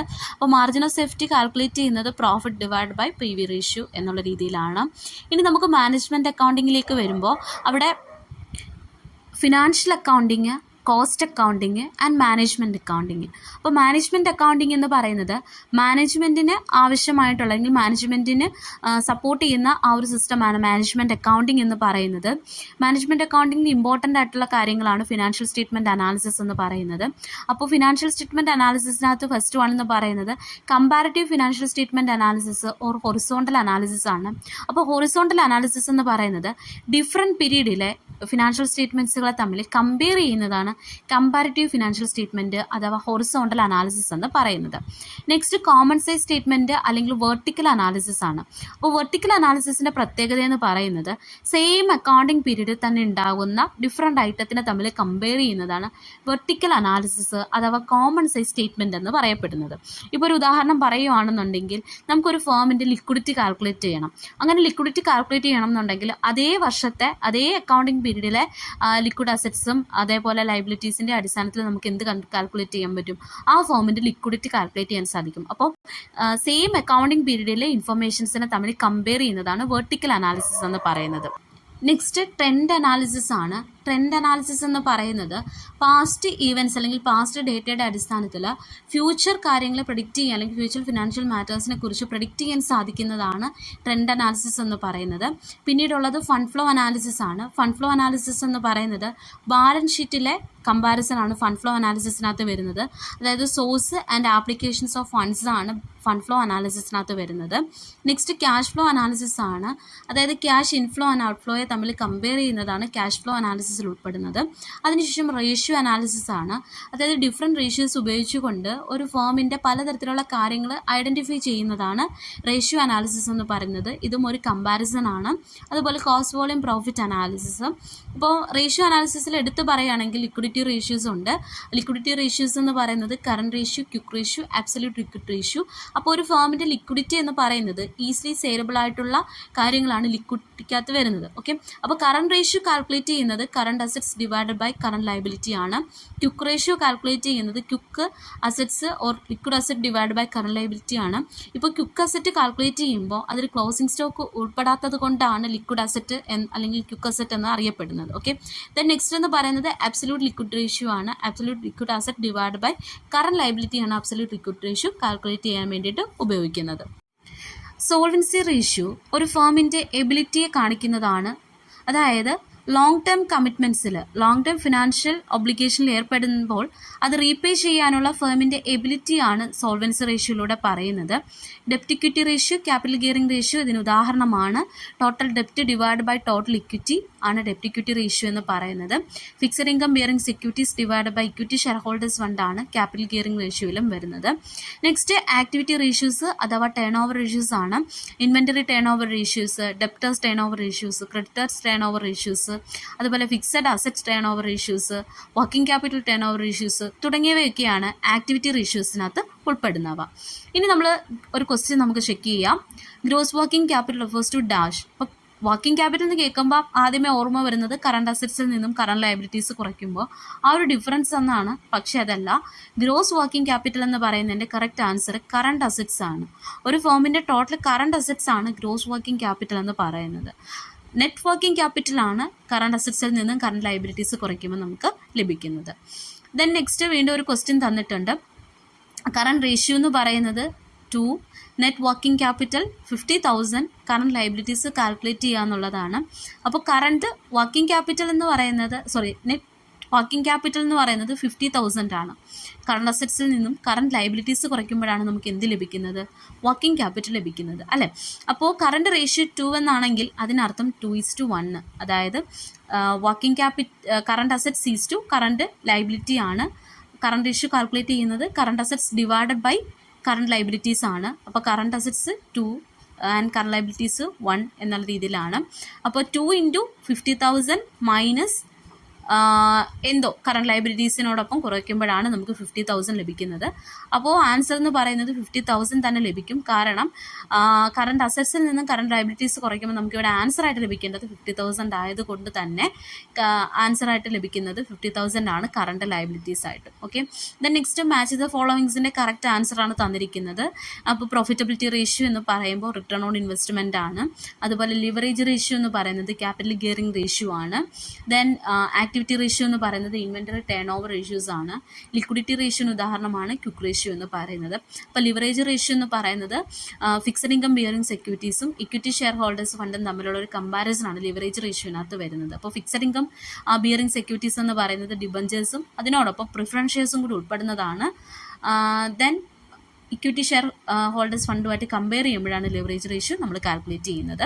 ഇനി പ്രോഫിറ്റബിലിറ്റി റേഷ്യോസ് തന്നിട്ടുണ്ട്. ഗ്രോസ് പ്രോഫിറ്റ് റേഷ്യോസ് ഉണ്ട്, അതുപോലെ നെറ്റ് പ്രോഫിറ്റ് റേഷ്യോസ് ഉണ്ട്, return on share holders investment, net worth ratio, അതുപോലെ return on total assets തുടങ്ങിയവയൊക്കെയാണ് profitability ratios എന്ന് പറയുന്നത്. ഓക്കെ, ദെൻ നെക്സ്റ്റ് ഒരു മാച്ച് ദ ഫോളോയിങ് ക്വസ്റ്റ്യൻ ആണ്. അസറ്റ് ടെസ്റ്റ് റേഷ്യോ, അതുപോലെ ഡെപ്റ്റ് service coverage ratio, ഡെപ്റ്റ് equity ratio, stock turn over ratio, ഇതിന് matching ആയിട്ടുള്ളത് കണ്ടുപിടിക്കുക എന്നുള്ളതാണ്. അപ്പോൾ ആൻസർ ഓൾറെഡി ഞാൻ മാർക്ക് ചെയ്തിട്ടുണ്ട്. എങ്കിൽ പോലും ഇത്രയും ഈ ഒരു ക്ലാസ്സിനെ ബേസ് ചെയ്തുകൊണ്ട് നിങ്ങൾക്ക് അതിൻ്റെ ആൻസർ സ്വന്തമായിട്ട് ചെയ്യാൻ കഴിയുന്നുണ്ടെങ്കിൽ അത് ആയിരിക്കും ഉത്തമം. ഓക്കെ, എല്ലാവരും നന്നായിട്ട് പ്രിപ്പയർ ചെയ്യുക. ഈ പറഞ്ഞ കാര്യങ്ങളെല്ലാം തന്നെ നിങ്ങളുടെ പഠനത്തിൽ ഉൾപ്പെടുത്തേണ്ടതായിട്ടുണ്ട്. ഇനിയും നിങ്ങൾ ഈ പറയുന്ന ഏതെങ്കിലും ടോപ്പിക്സുകൾ പഠിച്ചിട്ടില്ല അല്ലെങ്കിൽ കവർ ചെയ്തിട്ടില്ലെങ്കിൽ അതിനുള്ള സഫീഷ്യൻ്റ് ആയിട്ടുള്ള ടൈം നമ്മുടെ കയ്യിലുണ്ട്. അപ്പോൾ ആ ഒരു ടൈമിനെ നന്നായിട്ട് യൂട്ടിലൈസ് ചെയ്യുക. എല്ലാ സെറ്റ് എക്സാം എഴുതാൻ പോകുന്ന വിദ്യാർത്ഥികൾക്കും ടോസ് അക്കാഡമിയുടെ എല്ലാവിധ വിജയാശംസകളും നേരുന്നു. All the very best.